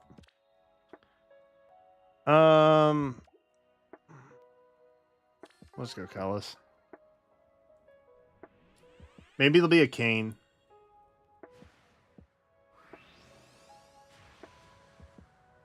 Damn it. It's not a Kane. It's a Lucius. It's fine though. probably should have just gone red for the Roy, to be honest. I'm kind of committed to just, now that I got happy, I'm kind of committed to just pulling colorless on most stuff. Bro, we're so close to the spark. On God, it kind of makes sense to just take it at this point. No to do. No to do. Oh, yeah, there's an update, isn't there? I forgot about that. That completely slipped my mind.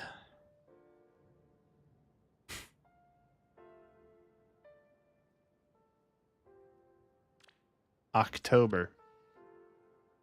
Interesting. All right.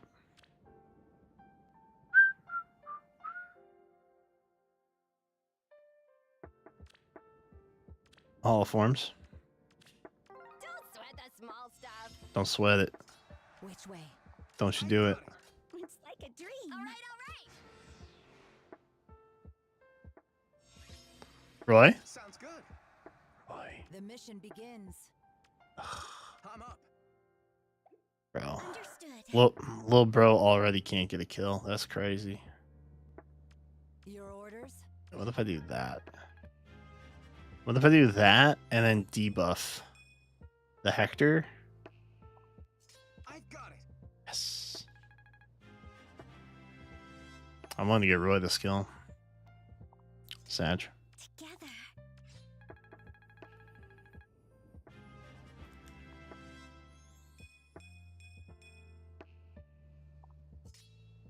Hi there. God. Dude, Cath's energy is like up here. I need it to be down here. Sounds good. You know what I mean? The mission begins. Oh, we Like just a dream. All right. just kill, huh? I'm up. Which way? We'll get it done. Okay, that'll work. I've got it. Oh, Hi there. Sounds good. our health is full. Is Roy that behind? Understood. The mission begins. No, he's not. Your orders? He's just bad. It's like a dream. Which way? He's just bad, I guess. Botting's already been involved. Ugh. Wait, who's winning? Oh, wait. I don't care about this one, do I? I literally let you guys tell me who to vote for, didn't I?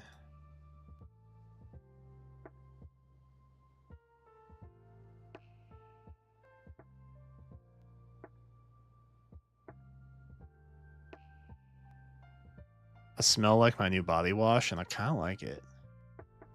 I probably should have started smaller, though.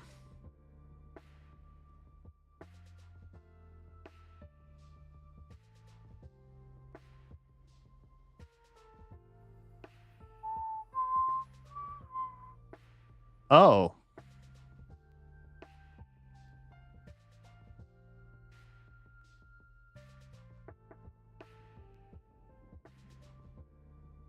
Oh.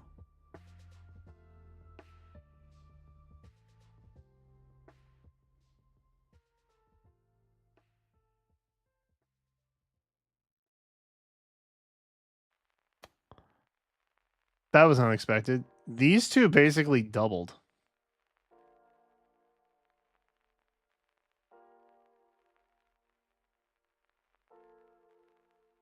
Was I not just looking at this the other day?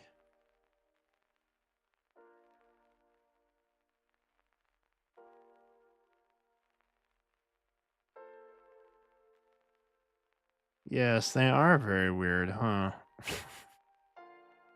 Wonder what that's about. Was it last night I did this? Oh yeah, it was Faye Friday, right?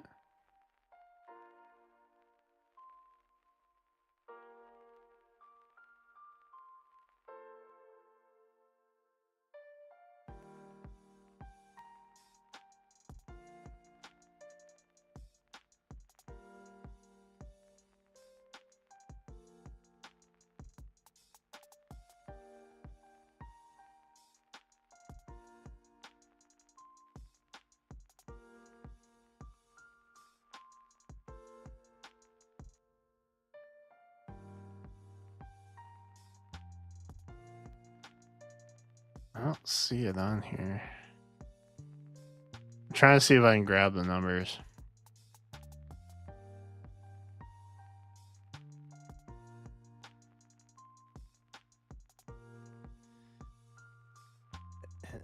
Well, guess what?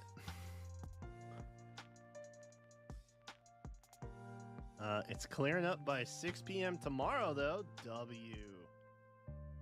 Freaking W, bruh. That means I get to do yard work on Saturday. It didn't rain today. I did not do yard work. To be clear. Wait, the UV index is very high? Interesting. Interesting. All right.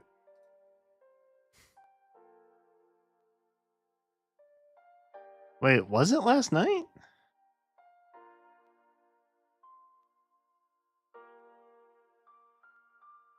Are we sure it wasn't Thursday? Chat, you know what time it is. Low key. Debated going Suica, not gonna lie. I did debate going Suica. That's true.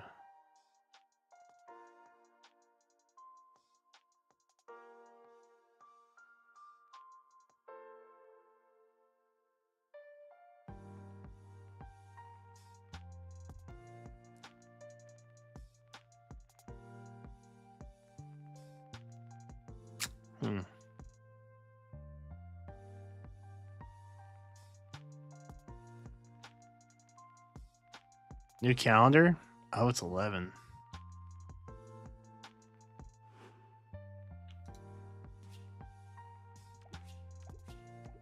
Is there anything crazy on there? Ooh. I'll take a Crux skill. That's good for now.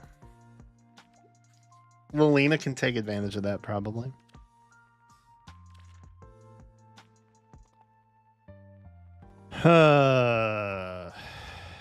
Anything good on there? Lena and Julian are a BHB. That's fun.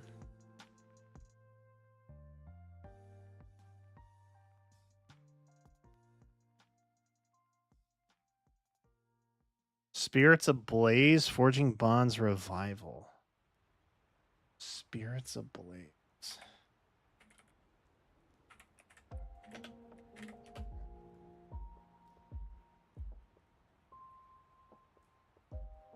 Oh, that's the Tamara one. That's Tamara, Fagado, Pandreo, and Marin. The Psalm banner. As many have called it. Okay. That's not bad. I am looking for New Heroes Return. I'm low key. I'm genuinely hoping that we get a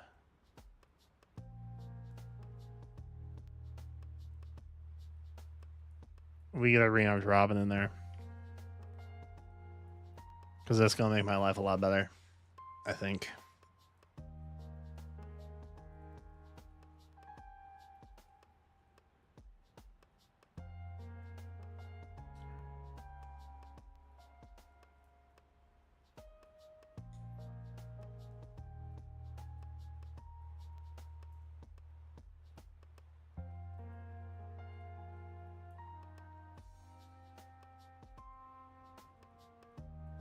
Oh, wait. Wait, Aided Reagan was on the Attuned Tamara banner?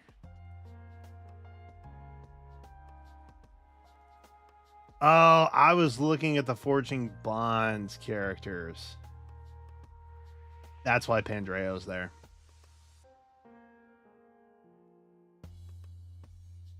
That makes sense. Tamara wasn't a character in the Forging Bonds. Oh, shoot. I forgot that Reagan was on that.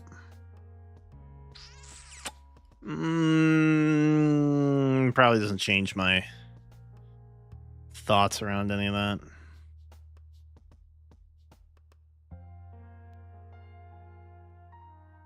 I'm just praying I don't get hit on Bride. And I would really like to see a New Heroes Return with Rearmed Robin. Or honestly, a remix I would take too. But like I don't think there was a lot of room on there, no?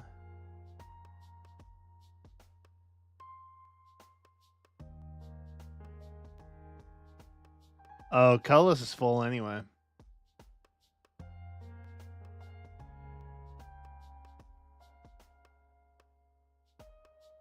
There's only a blue and a green spot open. Sad. Sag.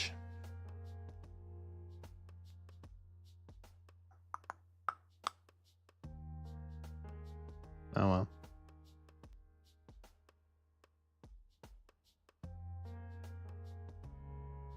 Ooh, maybe Claude will be down here for Hall of Forms.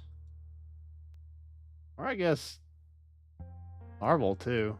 Marvel could be in there. If one of them gets in, then maybe there's an opening spot for Robin, but that seems like a lot of copium on my part. Probably have a better shot at the New Heroes Return. As far as the double special goes,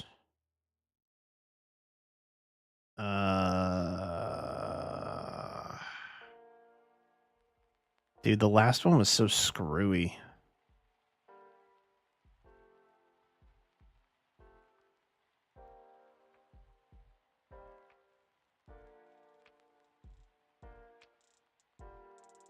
I don't even know what that looks like. It does overlap with the New Heroes Returns, though. I don't even know what that looks like, bro.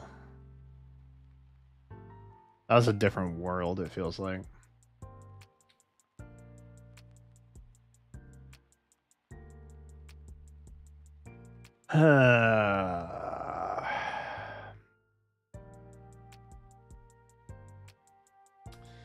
I mean, I could see these two potentially, or these two,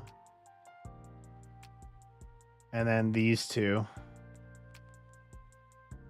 So a double 4-star in blue, and then maybe these two in green, and then these two in colorless. I could see him doing that, but like, I feel like there were so many special heroes on anniversary banners too that or like the leads banner, like those things. I I feel like it's too screwy. I feel like they might sideline some options.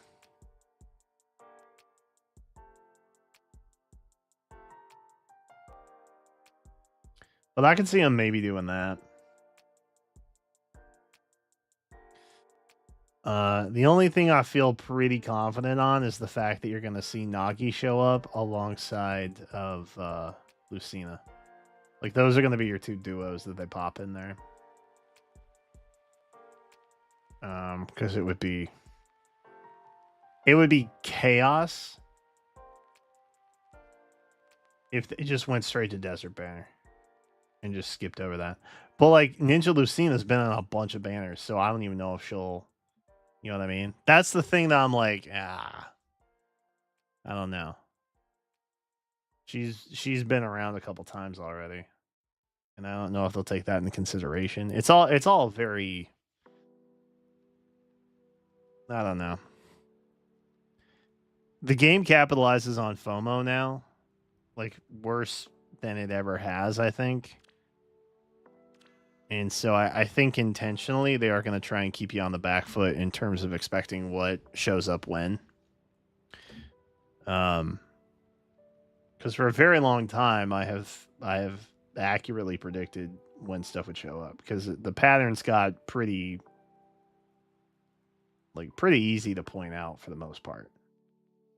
There were times that I had to take some leaps and I was you know, correct and lucky in being that way, but for the most part, everything has been up until the last time pretty straightforward in terms of like appearance progression. So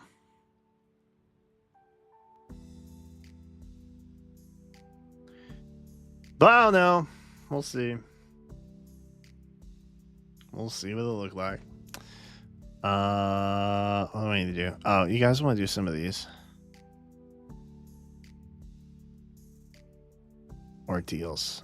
Who's an easy pickup here? Who's an easy pickup? 100% easy pickup. I am with you. What's up, Dragor? How we living? Yeah, Elra, okay. Oh. You don't have to be too excited I'll about it. think about it. You mean this way? I'll be so glad when I have all these done, man. Of course. Oh. Can't wait. You mean this way? Got him. Clutch. Ba-da-dum.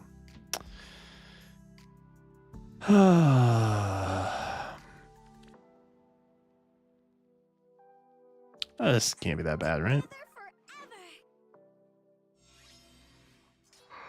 Together forever. Lead away.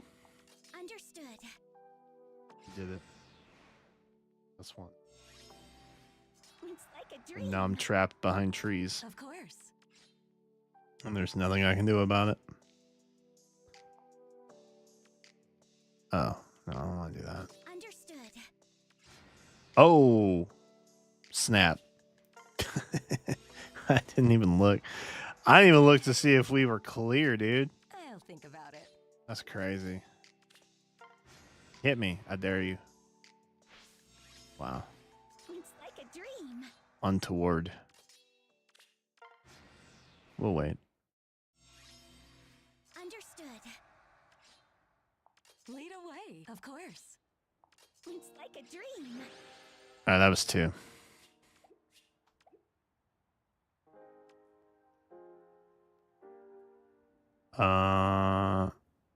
Easy. Easy pick. You? Bride incoming. Eh. Bride incoming. I'll think about it.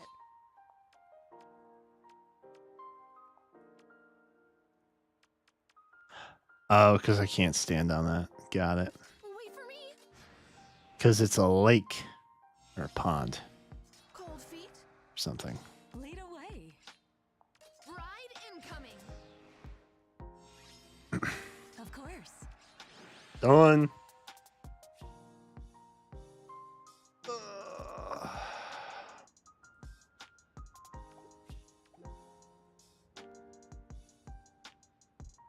In June, I think the reason there are 5 blue is because they're doing Hero Loses again. But it's 9th through 16th.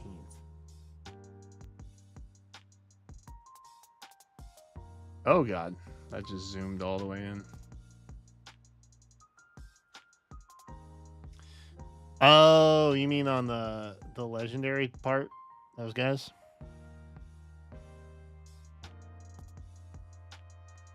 Interesting. Yeah, that makes sense. I could see him doing that.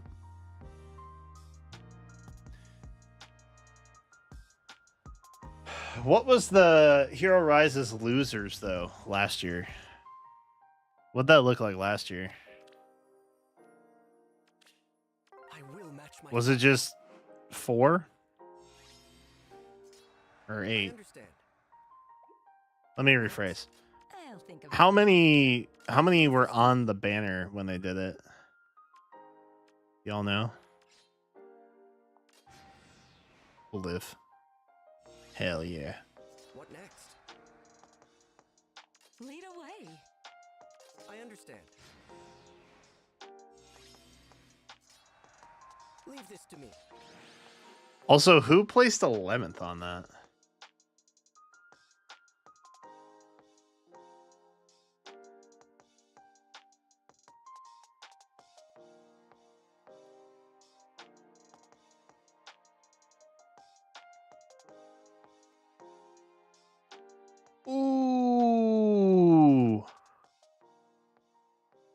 Chat, hold up.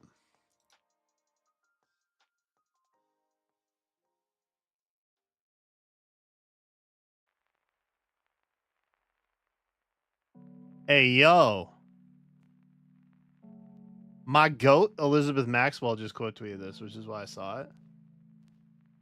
I went to go look for the Hero Rises stuff, but the U.S. Copyright Office sided with content creators, concluding in its last report that the fair use exception likely does not apply to commercial AI training. Various uses of copywritten works in AI training are likely to be transformative. The extent to which they are fair, however, will depend on what works were used, from what source, for what purpose, and with what controls on the outputs, all of which can affect the market. When the model is deployed for purposes such as analysis or research, the types of use that are critical to international competitiveness, the outputs are unlikely to substitute for expressive works used in training. But making commercial use of vast troves of copyrighted works to produce expressive content that competes with them in existing markets, especially where there is accomplished through illegal access, goes beyond established fair use boundaries. Yeah, no shit.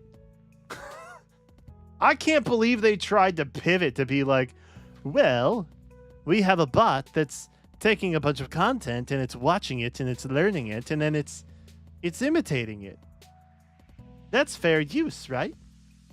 That's fair use. Bro, that would be such bullshit if they agreed with that. All because of the word transformative. That's crazy. I want to know who the judge. Oh, it's just the Copyright Office. Okay. Great.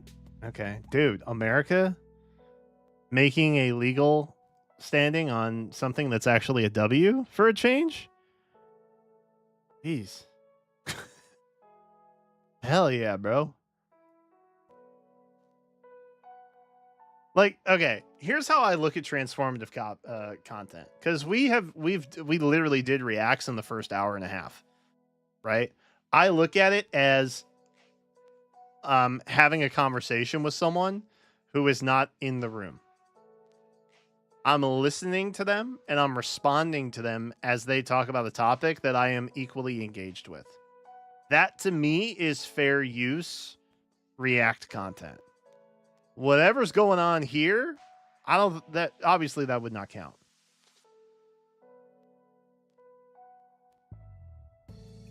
That's crazy. I can't believe they tried to use that as a means to use AI training for commercial use. For commercial use, bro. For commercial use.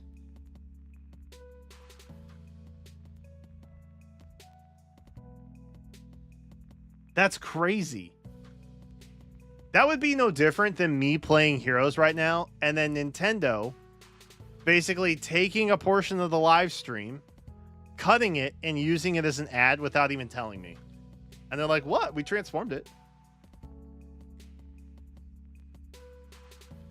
It's not technically his likeness because it's different because we edited it. Duh. That would be nuts if that was like a legal precedence. For those uses that may not qualify as fair, practical solutions are critical to support ongoing innovation. Licensing agreements for AI training, both individual and collective, are fast emerging in certain sectors, although their availability as so far is inconsistent. Given the robust growth of voluntary licensing, as well as the lack of stakeholder support for any statutory change, the office believes government intervention would be premature at this time. Of course they believe it would be premature. Of course they believe it will be premature at this time. You know, AI, it's a little too early for regulatory use. You know what I mean? We should just see how this shakes out. Right? Rather, licensing markets should continue to develop, extending early successes into more contexts as soon as possible. In those areas where remaining gaps are unlikely to be filled, alternative approaches such as extended collective licensing should be considered to address any market failure. In our view, American leadership in the AI space would be furthered by supporting both of these world-class industries that contribute so much to our economic and cultural advancement. Effective licensing options can ensure that innovation continues to advance without undermining intellectual property rights. These groundbreaking technologies should benefit both the innovators who design them and the creators whose content fuels them, as well as the general public. Although this is a pre-publication version, the report states the office is releasing this pre-publication version of Part 3 in response to congressional inquiries and expression of interest to the stakeholders. Final version will be published in the near future without any substance changes. Okay, before I go down and look at her comment, I'm gonna keep it a buck. I feel like the U.S. Copyright Office had the right call in saying that AI training for commercial purpose is not transformative. Okay. There are massive industries out here trying to optimize dollars to be like, well, this one YouTuber took a bunch of Markiplier clips and made an AI voice sound like Markiplier. So that's just what we're doing. That's transformative, isn't it? And it's like, you're $1 billion industry. No, that's not how that works. And that's why they talk about access and gaps and all that. And then the individual licensing. But like, I don't think they understand how quickly this spreads. And like, once you train an AI model, it just exists. It just does that. Right? Like, you can't put the vinegar back in the bottle. It doesn't work that way. And I think okay. This goes into a lot more beyond what the current context is. But I think in general, U.S. law offices, any kind of federal agency, whatever, they have demonstrated a lack of understanding in the online space for both regulation and licensing purposes. Just in general, they're so far beyond the time. Okay? They don't know what the hell YouTube does. They don't even know if TikTok uses the internet to connect to the app. Bro, there was a congressional hearing about some dude, a senator, asking if TikTok on my iPhone accesses my home Wi-Fi when I use it. My God, brother. Yes, it does. You dumbass. What are you doing? How are you an elected official right now? So anyway, all that trickles down to the offices, in which case, a lot of times they don't see the current state of things. They're like, fad. AI, buzzword. We'll see where we're at in 20 years.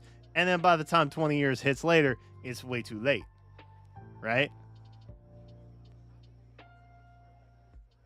Butter's out of the pack. Milk's out of the jug. Oil's out of the bottle. It's too late for that. Bro, I don't agree with Elon Musk on basically anything. There are literally clips of him saying that we need to regulate AI. And he's a moron. Okay? Sometimes things are just very apparent. But some people don't want to see the truth for the sake of profit. And that's basically what this is. Well, we'll let them govern themselves. And my friend and I, he is very pro AI. I am very skeptic AI, or at least conservative about the approach in which we should be taking it, to where he believes that AI is the only way we're going to get ourselves out of the,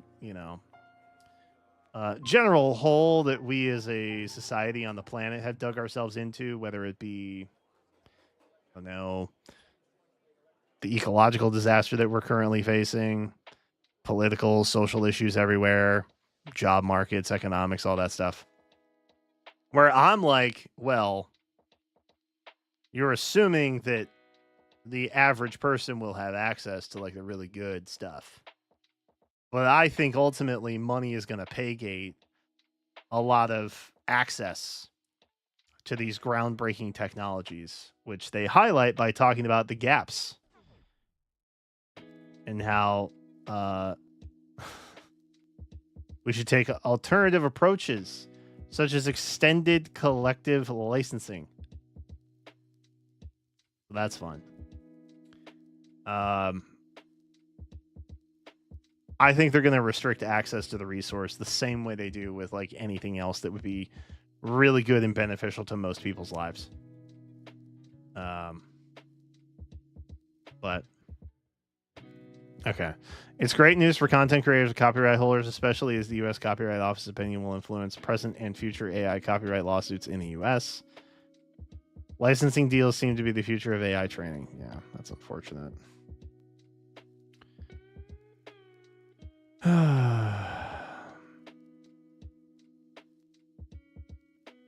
Well,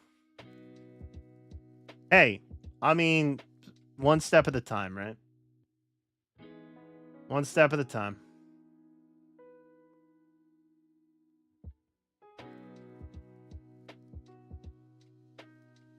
I just want things fixed immediately, and I know that that's not going to happen.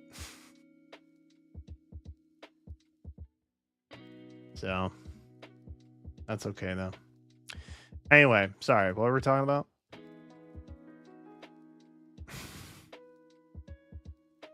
I got sidetracked, but it was for a good reason. How many of these have I done? 4. So like one more and I'm good. I'm free. Oh, he's probably... Nurgle's probably pretty good. Still. Of course. Dude, I had some guy trying to roast me in my comments about that. It was the classic LOL whale problems. Got a kind of old hero, super bummed about it, crying laughing face. I'm like, bro, I thought it was funny because I got last year's green fallen hero off of the current year fallen banner. And then I assume he made noises with his mouth in response to me, but it was just static coming at my face. So I was just like, okay, bro, that's cool.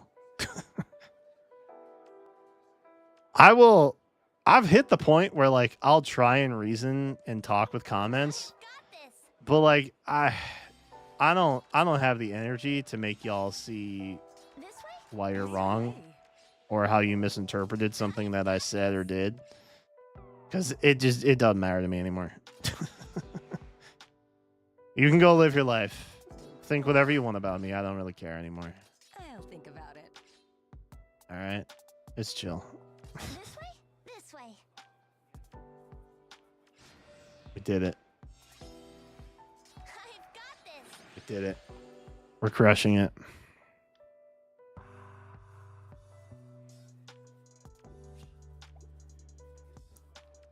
You got Ascended Tiki? W outfit. Wish it could have been on Brave Tiki. That would have been cool. I'm never going to let that talking point die. Never. Of course. I will never let that talking point die. It's my favorite. Break time's over. Lead away. Copy that. Oh. Can I just chill? Yeah, we can just chill. You sure? We can just chill. It doesn't have to be serious. Think about it. Copy that. JK, we win. Dude, I'm hungers. All right, bonus time. Like so? Looks great. Because respectfully, I'm not doing summer duels. I thought about it. So much catch I decided against it. Of course. Huh? I don't have that dog in me tonight, man. Oh. Okay, we go there. Hear me out. Lead away. Hear me out. Now we crush. What now? I'll think about it. Oh. of Okay, course. now I hope. Oh, So much catches my eye. yeah, we're good. We did it. Here's a big what talking point. I think the comment I saw stuck with me is the person who said they were quitting Faye and thanked you for the videos. That's true too. Wait, I responded to that, right? Sometimes I think about responding and then I don't.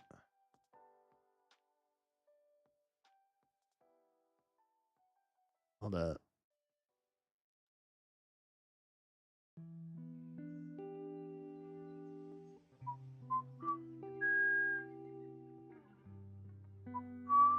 Oh, I did reply. Yeah. I'm gonna be honest, guys. I'm gonna not hit as many Faye videos this year. I'm gonna keep it a buck. If that makes you sad or mad, I don't know what to tell you. The casual player base is falling off, bro. I don't have an audience there anymore. Which means now's a great time to pivot to like just gaming in general. Which I'm looking forward to personally. So I'm gonna look at new games that come out. I'm gonna have fun with that. I'm gonna do reacts and other nonsense. And have a good time with it. I'm not gonna like freak out about hero trackers and calendars and stuff like that. You know what I mean? I'm gonna live my best life in season 11. That's my plan. I'm looking forward to it personally.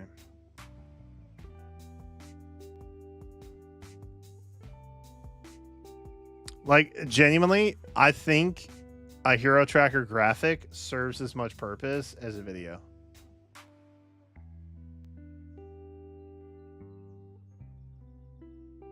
You know what I mean? If people want context, I can leave a published note. That's not a big deal. I can accommodate that, you know? But like, you know,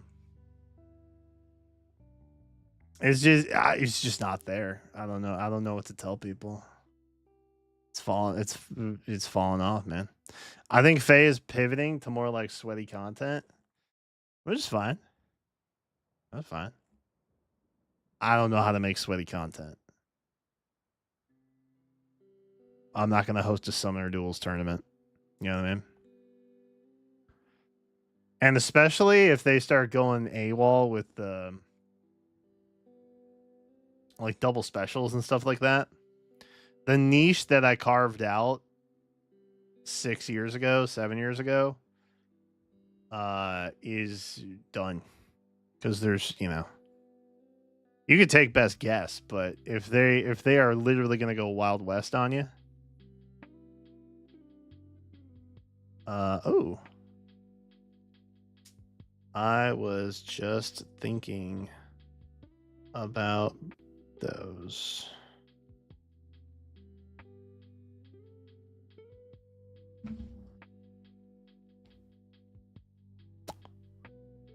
But yeah. Like I'll still do it if I feel it, you know, but I'm not gonna, because I used to panic about getting the hero tracker out before noon the day that the LME banner dropped. You know what I mean? I'm not gonna sweat that hard about it anymore. It just kind of is what it is. The game is so chaotic in terms of reruns. It's kind of like,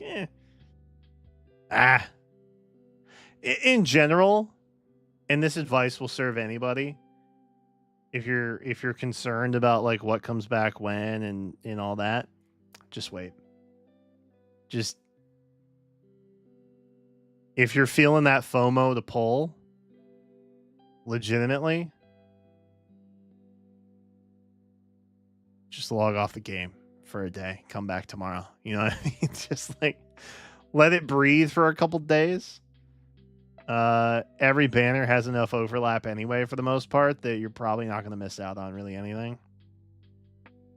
I dare say they've hit the point where there are in fact so many banners that it's almost impossible to miss out on. But the game still makes you feel like you got to get the next new best thing like right now. Which is my main issue with it.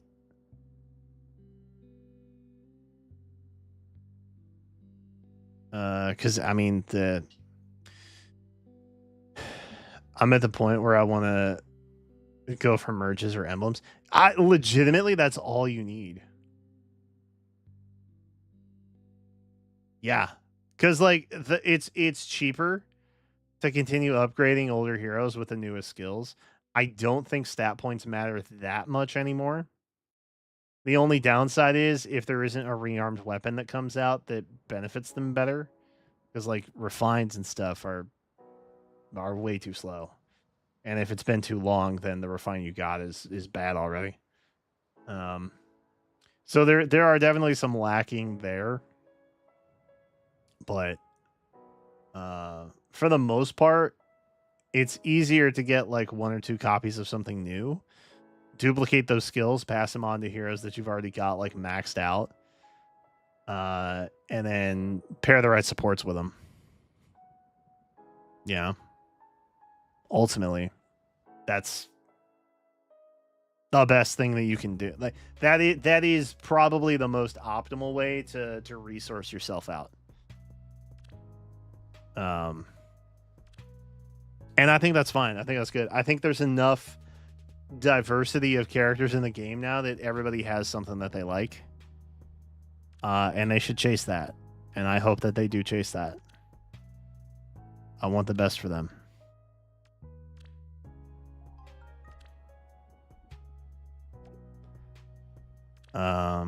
But yeah, I think any gacha game is best enjoyed casually, to be honest.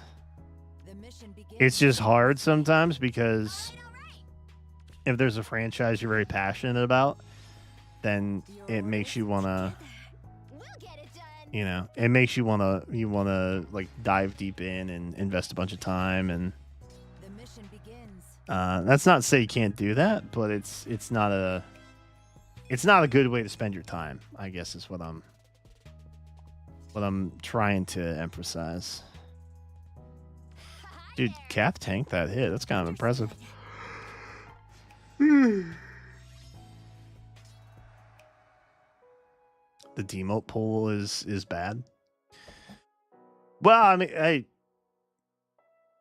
I think it's the same reason that the remix pool or the what you use its pool is still bad. You know what I mean? They pump out too many characters. I think if you only introduced 6 to 8 new characters a month, you'd be in a much better position overall. Genuinely. They got to keep coming. It's like Pokemon, right?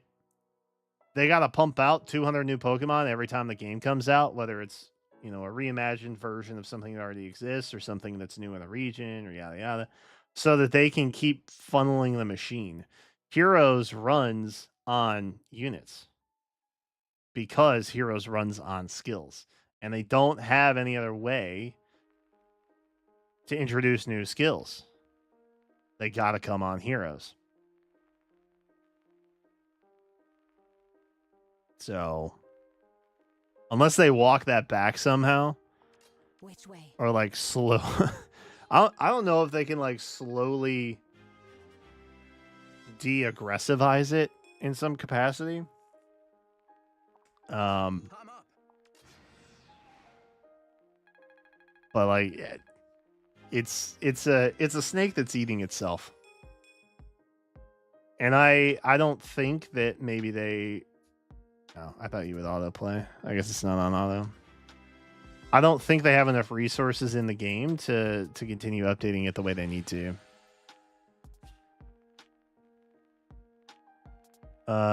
My opinion on a lot of you wait, whoa. I'm not a Fae-tuber. I'm a gaming YouTuber that plays Fae. Okay, in fairness. I hyperfixate on Fae sometimes. But the majority of the time I'm playing Fae, it's on stream. I don't spend a lot of my downtime playing Fae.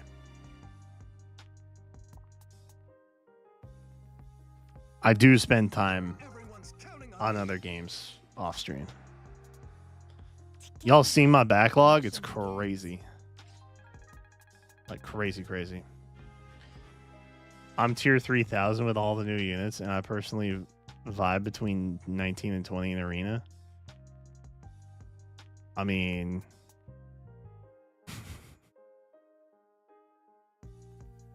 look. Understood. In fairness, and I've made jokes about this before, right? How, like, even if I hit rank 1 in summer duels, I wouldn't, like, click it and, you know, post it on Twitter or whatever. But, like, in fairness, what else are they supposed to post about? You know? Like, those are the game modes that are impactful and mean something. So if they do well, I think they should post about it. I think that's fair. Look, Hi there. Sounds good. me personally, if Ether Resort was bussin' I've got it. and I had cool stuff to post about Ether Resort, I would do that. Ether Resort sucks though.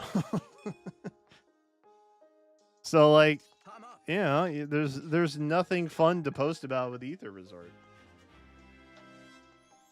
If there was, I would.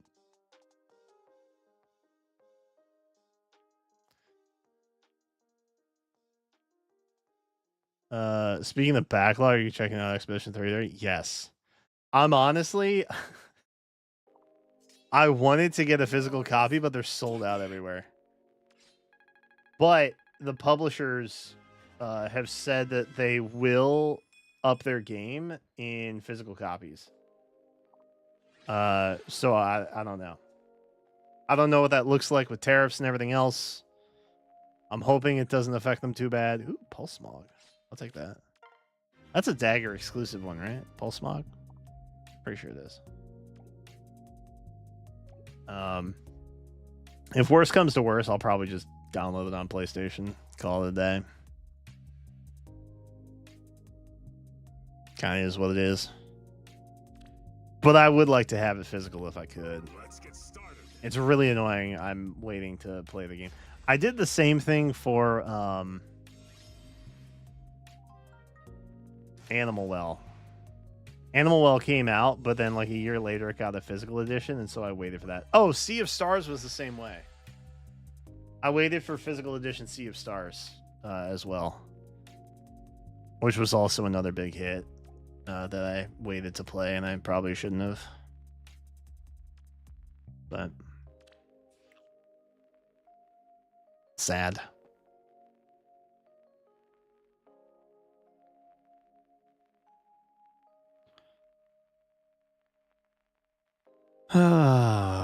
Did we do everything we needed to? Was that it? Am I just goated? Am I goated with the sauce? Oh my god, it's almost midnight, y'all. It's almost midnight. Alright, I did react pretty hard earlier. I didn't mean to react that long. Yikes. Do the axe quest? Why? Does it make you feel uncomfortable that I've left it unfinished?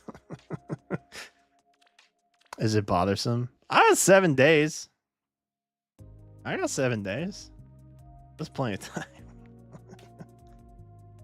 That game is insanely good. It's the first time in a long while I dropped everything else I was playing and just started a game that just released. Game of the year? You're not the first person I have had words with that that sounded aggressive. I didn't mean like we were fighting. You're not the first person I've spoken with that has called it game of the year already. So I don't think that's a stretch based on what I've seen and heard so far. I don't think that's a stretch. Which, you know, I think the video that we watched, he specifically called out Expedition 33. It's $50 and it's incredible. and he used that as like the counterpoint to like, should good games cost more? Shmeep shmorp. But that's good. We need games like that in a market that is constantly trying to come at your wallet for stuff, whether it's just price upgrades or like in-game purchases or whatever.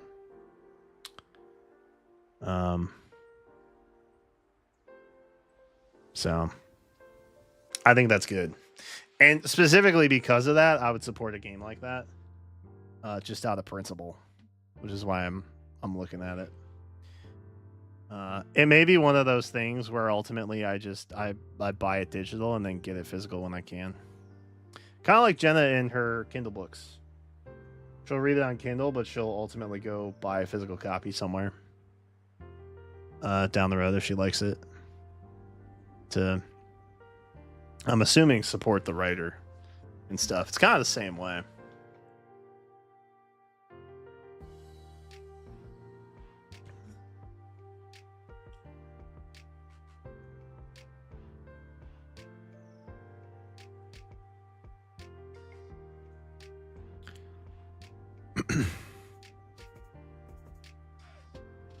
Also wanted to contribute to sales. Smart, actually. True and based, honestly.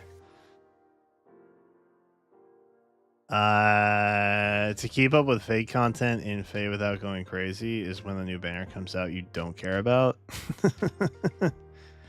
Yeah. I'll tell you what, I chased that dragon known as new skills, immediately got bit.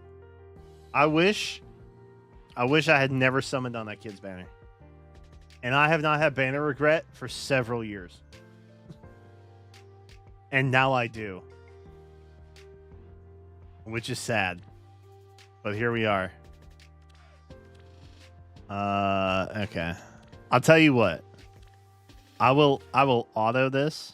Freezing wind. We'll see if we get a dagger kill with an axe.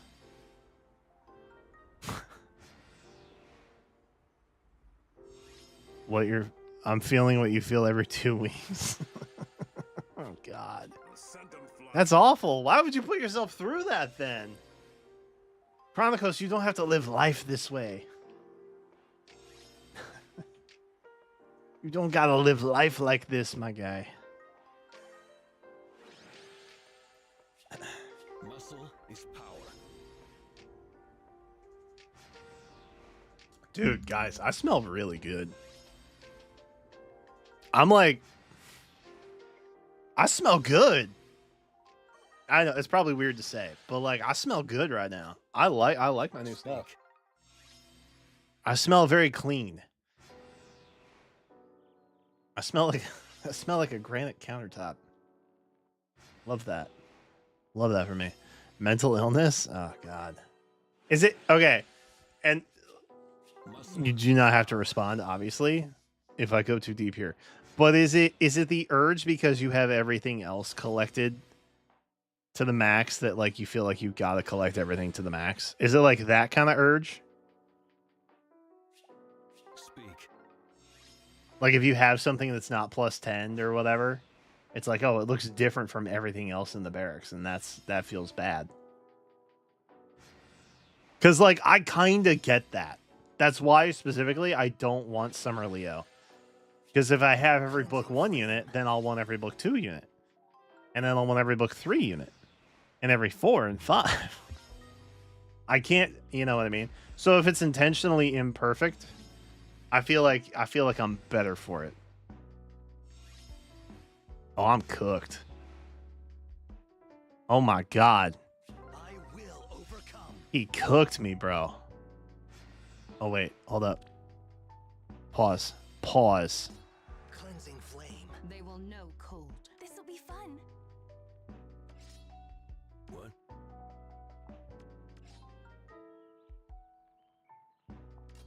Understood. Okay, I think we're okay. So speak. Understood. There you go. That's what I needed, right? Is that the one? Yeah, that was the one. Dragor, do you feel better now? Did I scratch that itch for you? We made it. We did it. It's the idea of, oh, I'll wait. Oh, I'll want this skill on the rearmor tune so I can update someone later. But it's not every banner like I did skip the campaign. Oh, I get that too. So Yeah, that's FOMO. I feel that. For this reason alone, this year I debated just going like being the dragon guy. I'm like, Dragon New Year's over. I'll take what I can get. It might make content harder if I just focus on dragon units. Who knows? And then like if we get a cool like alt of somebody that I like that's not a dragon, like that's cool too. You know? Like Stefan. And you know, Stefan comes out, I'll pull Stefan, that's fine. And then they went and made a bunch of goddamn dragon skills all year. Like, what the heck, bro? What are we doing? Why are we living this way? Why? This doesn't make sense.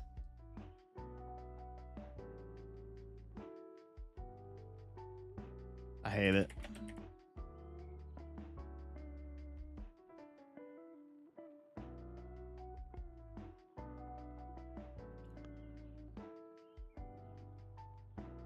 Boop.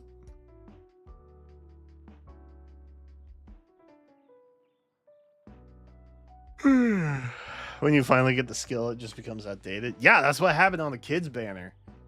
Drives me nuts. So I'm not doing that anymore. I'm gonna just wait. I'm gonna just wait from now on. If I'm like, oh, well, it's speed, defense, and res, but like attack, defense, and res would be better. I'm gonna just wait for that. I'm gonna wait for that version. I'm gonna just wait for that version. I'm not gonna try and make, you know, whatever work. Because that was dumb. I messed up bad on that one. And that felt awful. And I don't want to feel that way again. Alright. Let's see. Let's see. I was gonna do Balatro. I'm not really feeling Balatro anymore. You know what I am feeling though?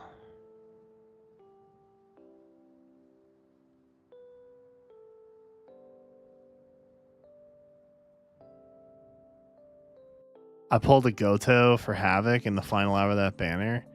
And I just thought, what if they release Bride Katria 5.0 that neutralizes Schism? They will, though. That's the thing. That's the messed up part. The new weapon triangle is actually just skills triangle. That's all it is.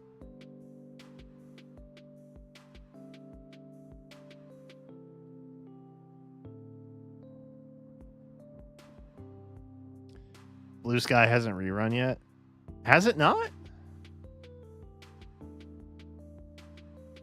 I thought it... Wait. Was Blue Sky...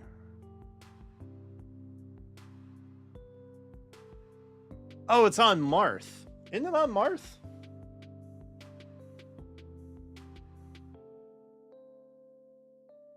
I agree. Momentum's messed up. Oh, yeah. Blue Sky's on Marth. They kind of reran that, sort of. But yeah, momentum's messed up. Nobody has momentum yet. Or momentum 3. Like, there's no mid-grade to make inheritance easier. Like, they gave us 5 skills, and now it's just like, oh, you still can't get most of the things you need. So that's neat. Love that. Love that for us.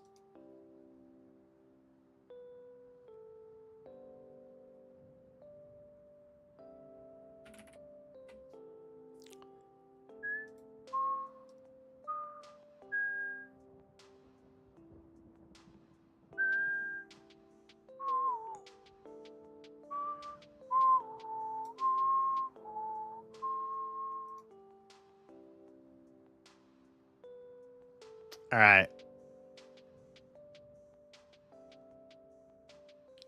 Y'all know. Y'all know. Should we do in progress? That makes me so sad, bro. Wait, what is this?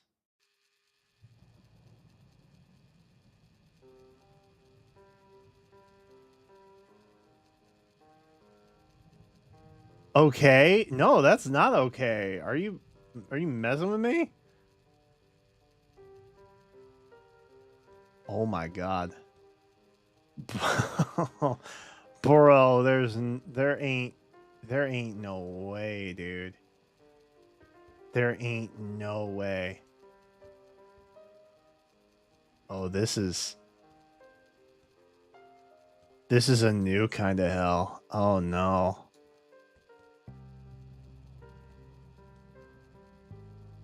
Oh.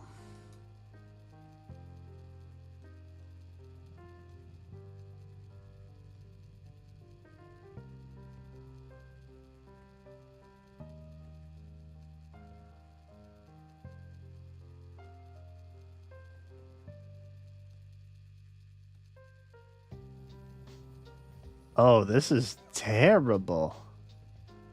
Oh, this is terrible.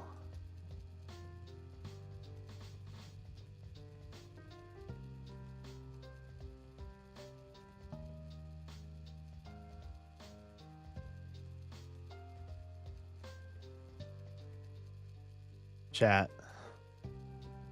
What have I gotten into? Oh my god. How am I so bad at this? Wait. Wait. Wait. Oh. Okay. Oh.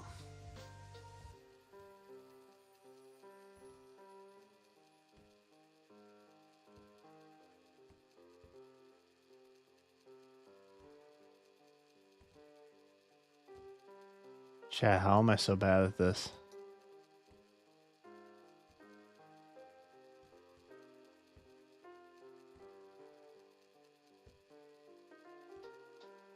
Oh my god, this is terrible. I think I've hit the table once.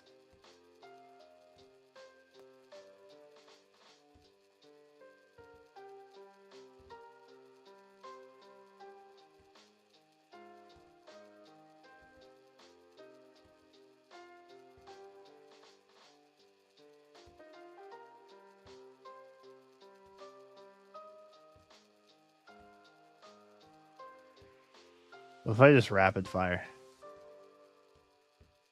If some's got to stick, right? Don't think, just chuck. Don't think, just throw. Also, I don't want to be that guy, but how is the racket actually stuck on the drill? You know what I mean? Like what how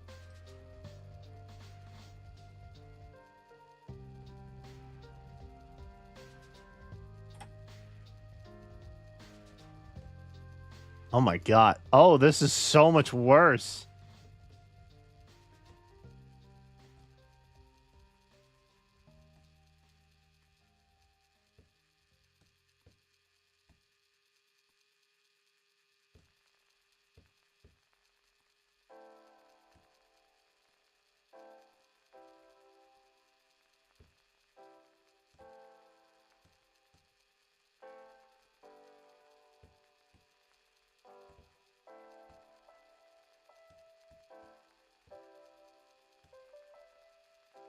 Actually, it's kind of going better. I'm hitting the racket more, which is kind of odd.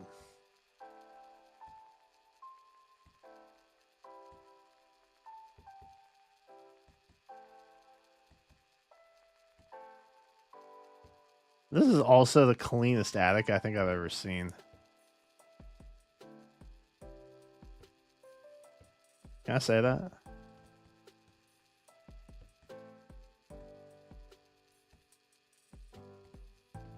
Okay. I give up.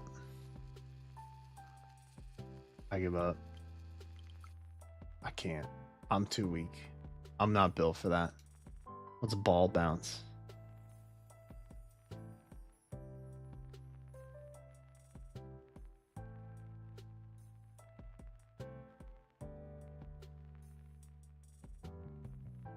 Dude, there's no way. There is no way.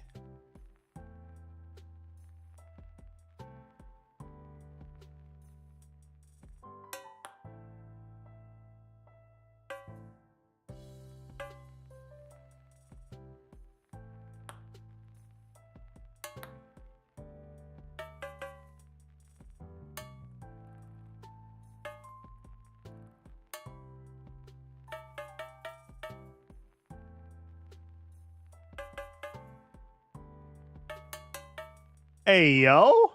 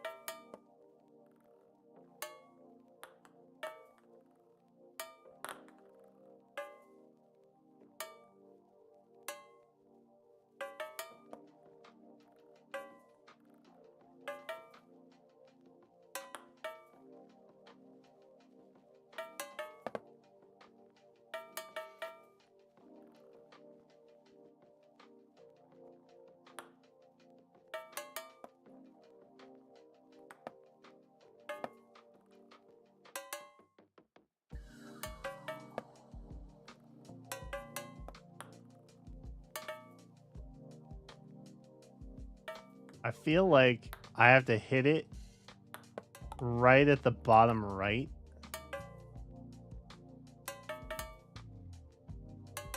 Of that pan.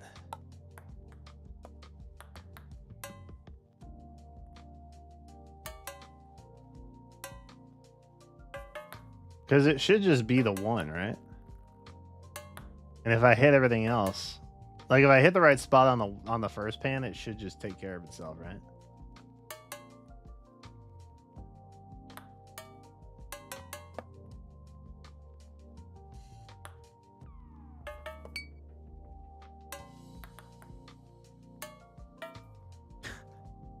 Can I just pop it in the cup from up here?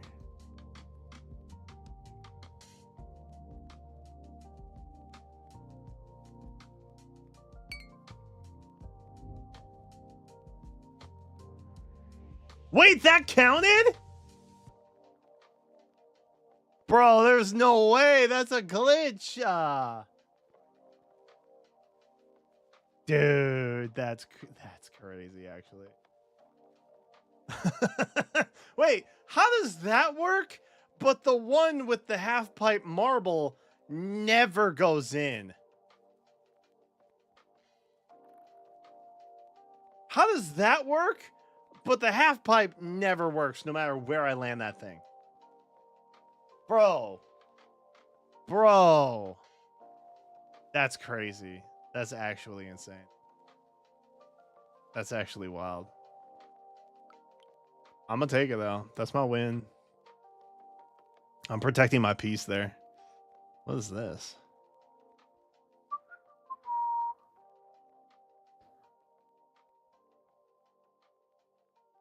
No, not okay. Oh, dude. Can I just...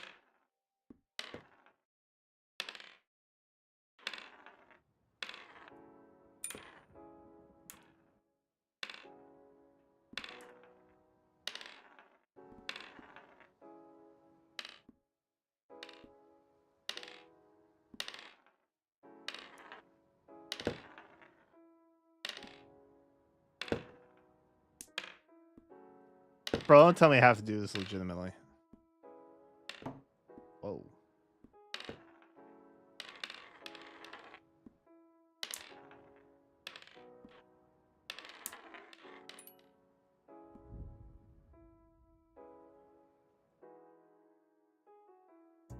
We big.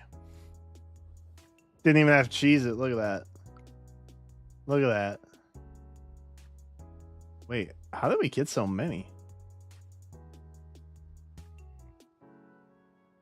Oh, this is still in progress.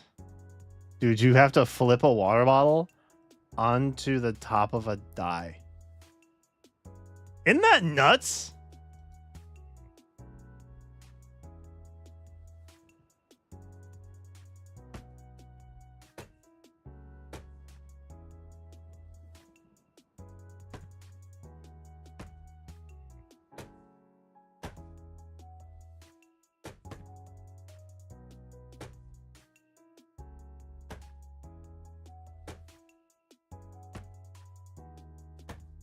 Oh, yeah. I remember why I stopped trying for that one.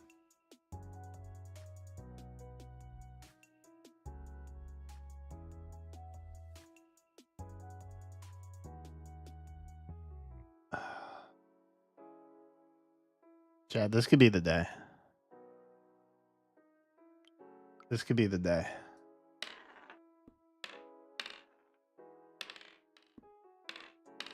This could be it.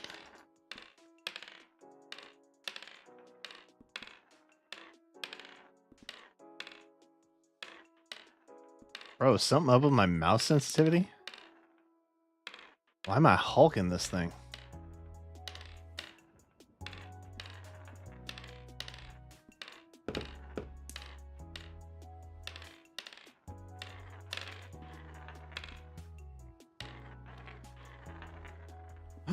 Wait, wait, wait. Damn it.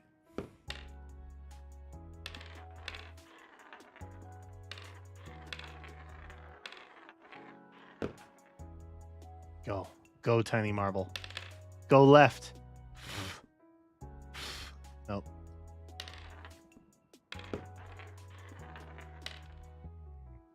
No.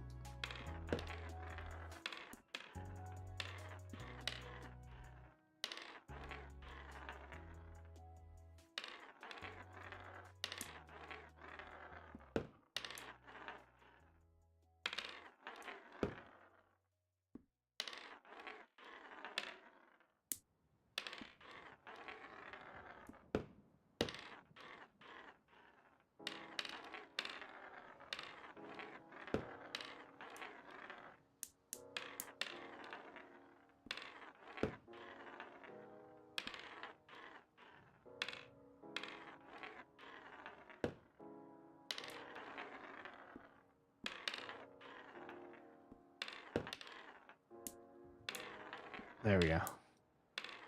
It's like I need to get that one off. It was yucking my yum. Come on. Hook left. Damn. It's not hooking left.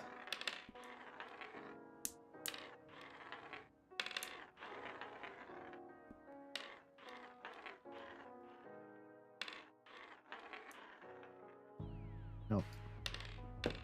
Damn.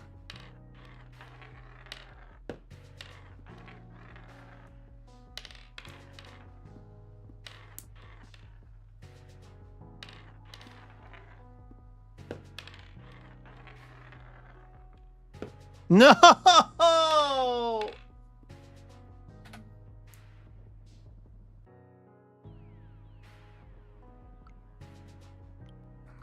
that one hurt. That one hurt my heart.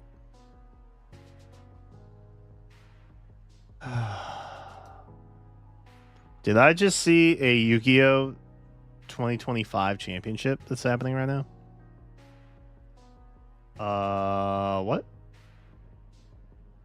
Are you telling me that's a great time to download? Do y'all want to see me no life? I want to see me no life Yu-Gi-Oh. Oh, it's over? Oh, Sag. Sag. Alright. We can do this. We can do this. Spare. Oh, that's terrible. Okay.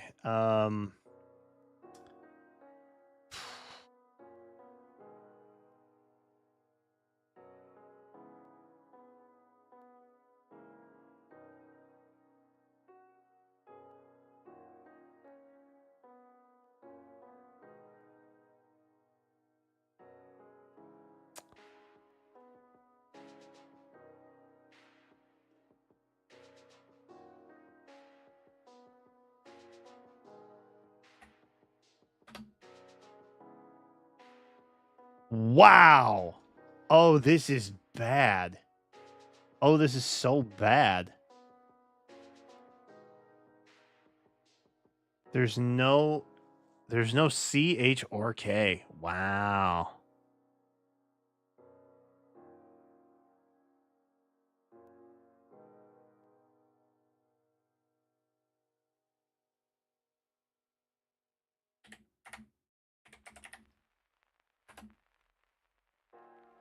Tendy.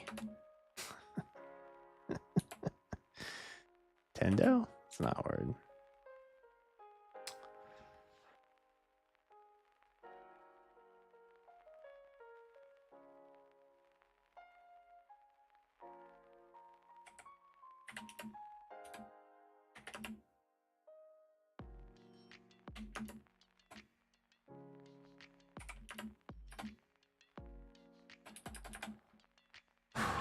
Wow.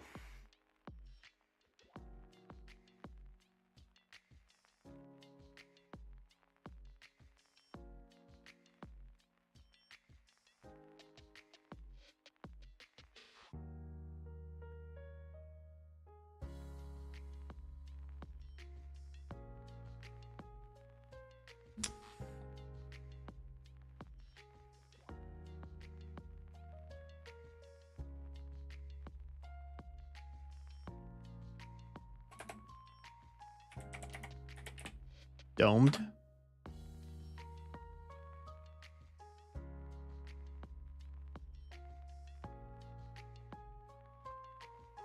Okay. Okay. Okay. You get more information from yellow letters than you do green, but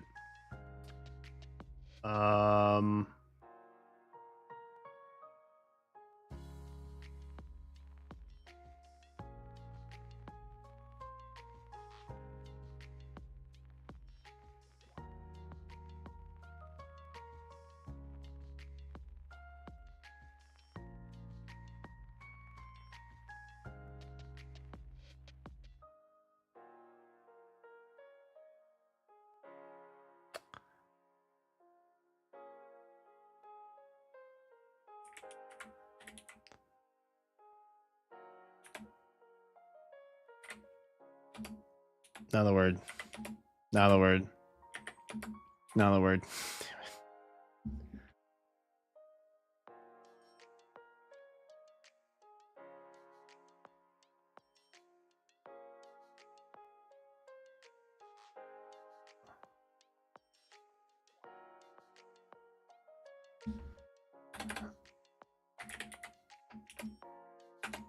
Doggett.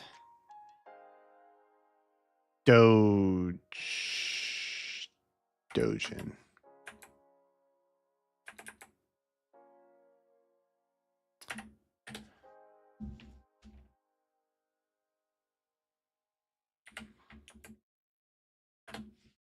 Tony. No. Wow.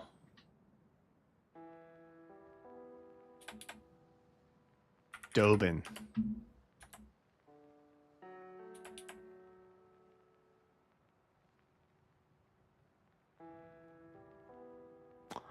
I can't think of a word. Oh no. I legit I just can't think of a word.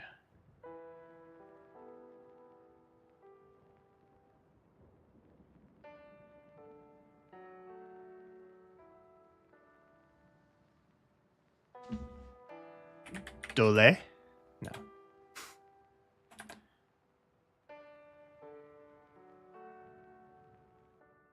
Duet?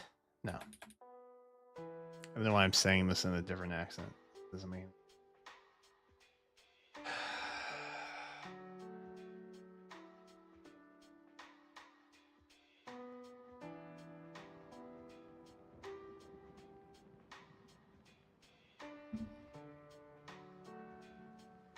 I honestly I don't know a word.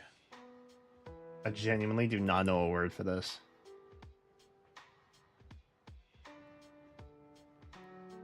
I don't.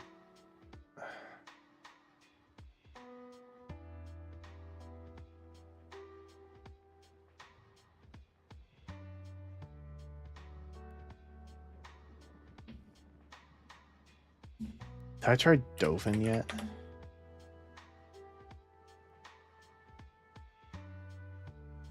Well, the good news is I had not tried Dovin yet, and the bad news is that it's also not Dovin. Bro, I would have tried something that didn't have a V in it. Ah. I feel like it's something ET.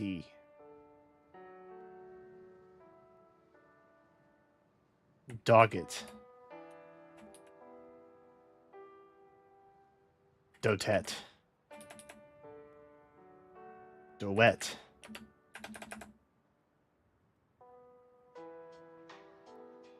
Doyet.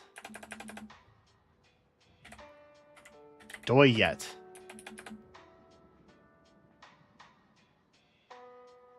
Doyet.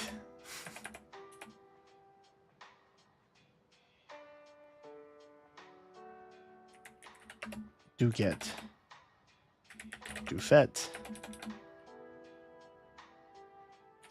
Dozit. Doxet. Dobet. Okay, it doesn't end in a T. Wait. Okay. Convinced it doesn't end in a T. Okay.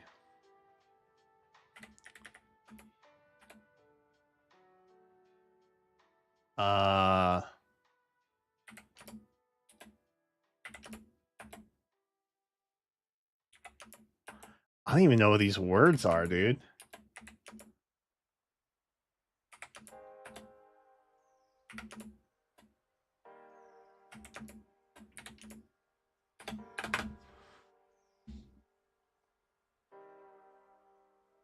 It's not a double D. I feel like it's not a double E.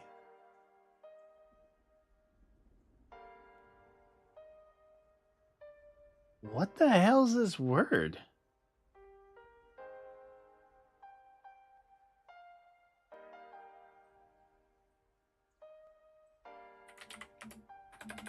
Okay, we tried T.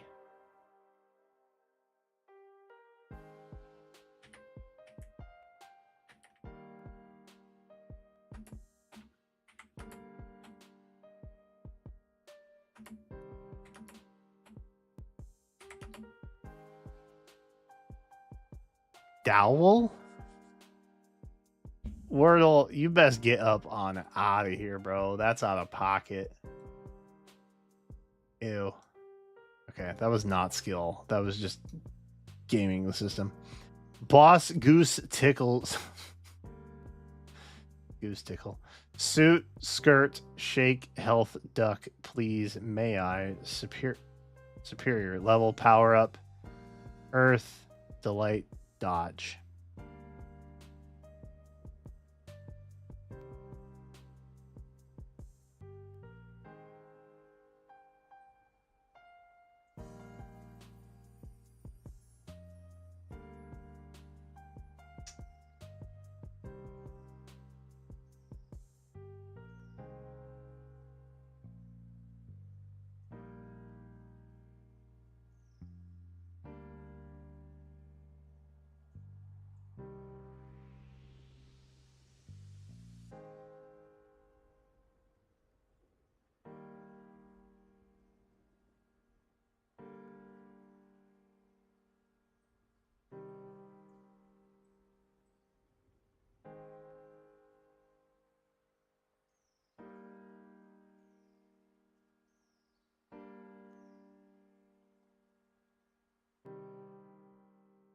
I feel like these are video game terminologies. Oh no. Okay.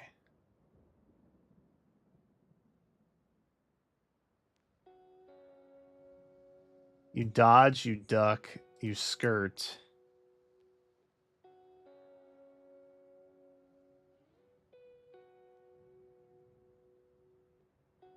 Dude, I don't have anything for a fourth.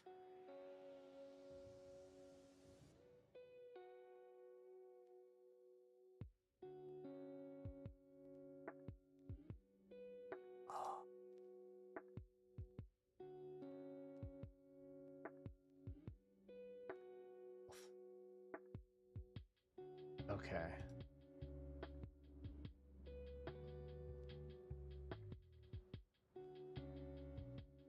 You avoid something? Yeah. Please, may I? Superior tickle goose. Delight earth suit.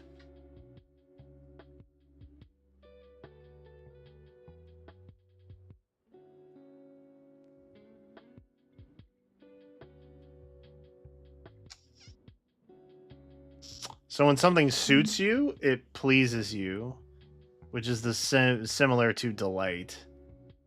Please, may I?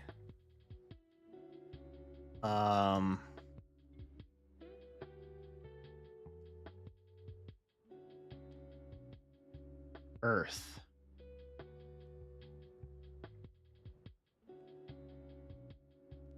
There's a lake superior. May I?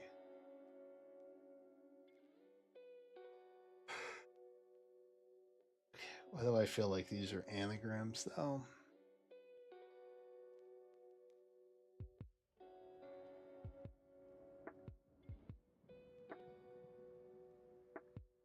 Got the two that I was kind of like, okay, it's probably these. Suit, tickle, superior, earth, delight, may I please, goose. Goose, goose, goose. Goose. When you goose somebody, you like poke them or something. So it's like a tickle.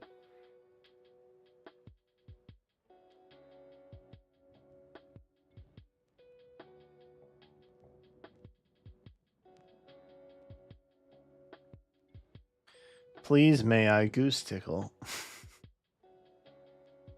Superior, earth, delight, suit.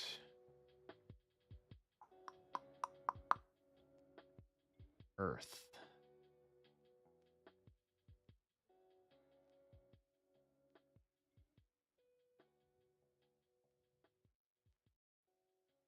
Earth Day is a thing. Earth Day is a thing. Suit day. Is like the opposite of casual day. Please day. May I please? Delight goose.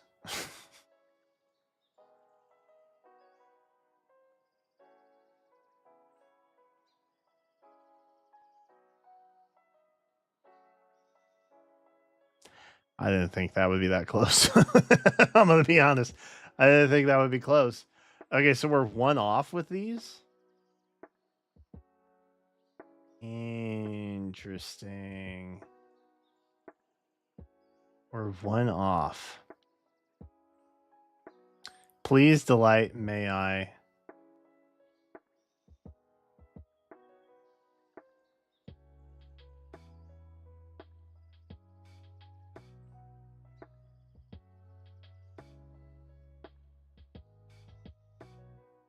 I don't think it's may I. I think this would please you. It would delight you. It would suit you. It would tickle you.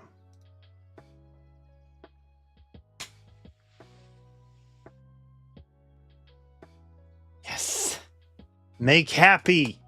That's the phrase that I figured out in my head. Okay, so goose, may I, earth, superior.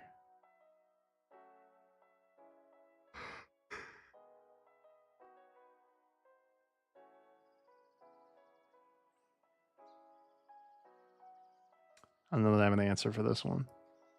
Superior, earth, may I, goose.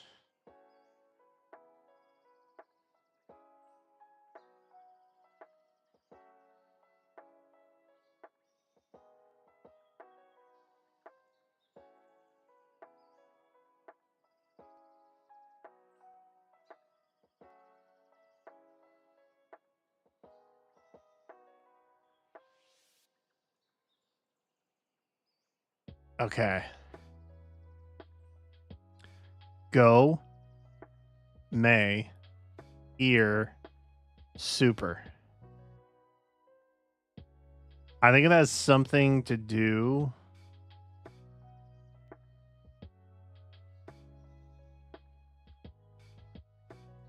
Is it like a root word thing?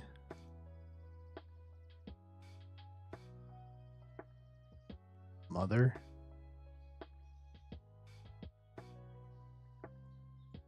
I don't want to share those. I'll be honest with you. Mother. On Mother's Day weekend. Imagine that. Very on the nose. All right. Chat, I'm going to get out of here. It's late. It is late. I put in another 3.5 hours. It's been real, y'all. I appreciate it. I'll be around again tomorrow, hopefully with a new camera, which will be cool and pog and cool. That's the hope. I want to thank you guys for hanging out, whether you were lurking, chatting, just vibing. I'm so down with it. Of course, whether you're subscribed, follow, a member, what have you, I appreciate you too. But that's going to do it for me today. Thank y'all for watching, and I will see you in the next one. Got some Star Rail stuff tomorrow. Praise be. Peace. See you then. Bye-bye.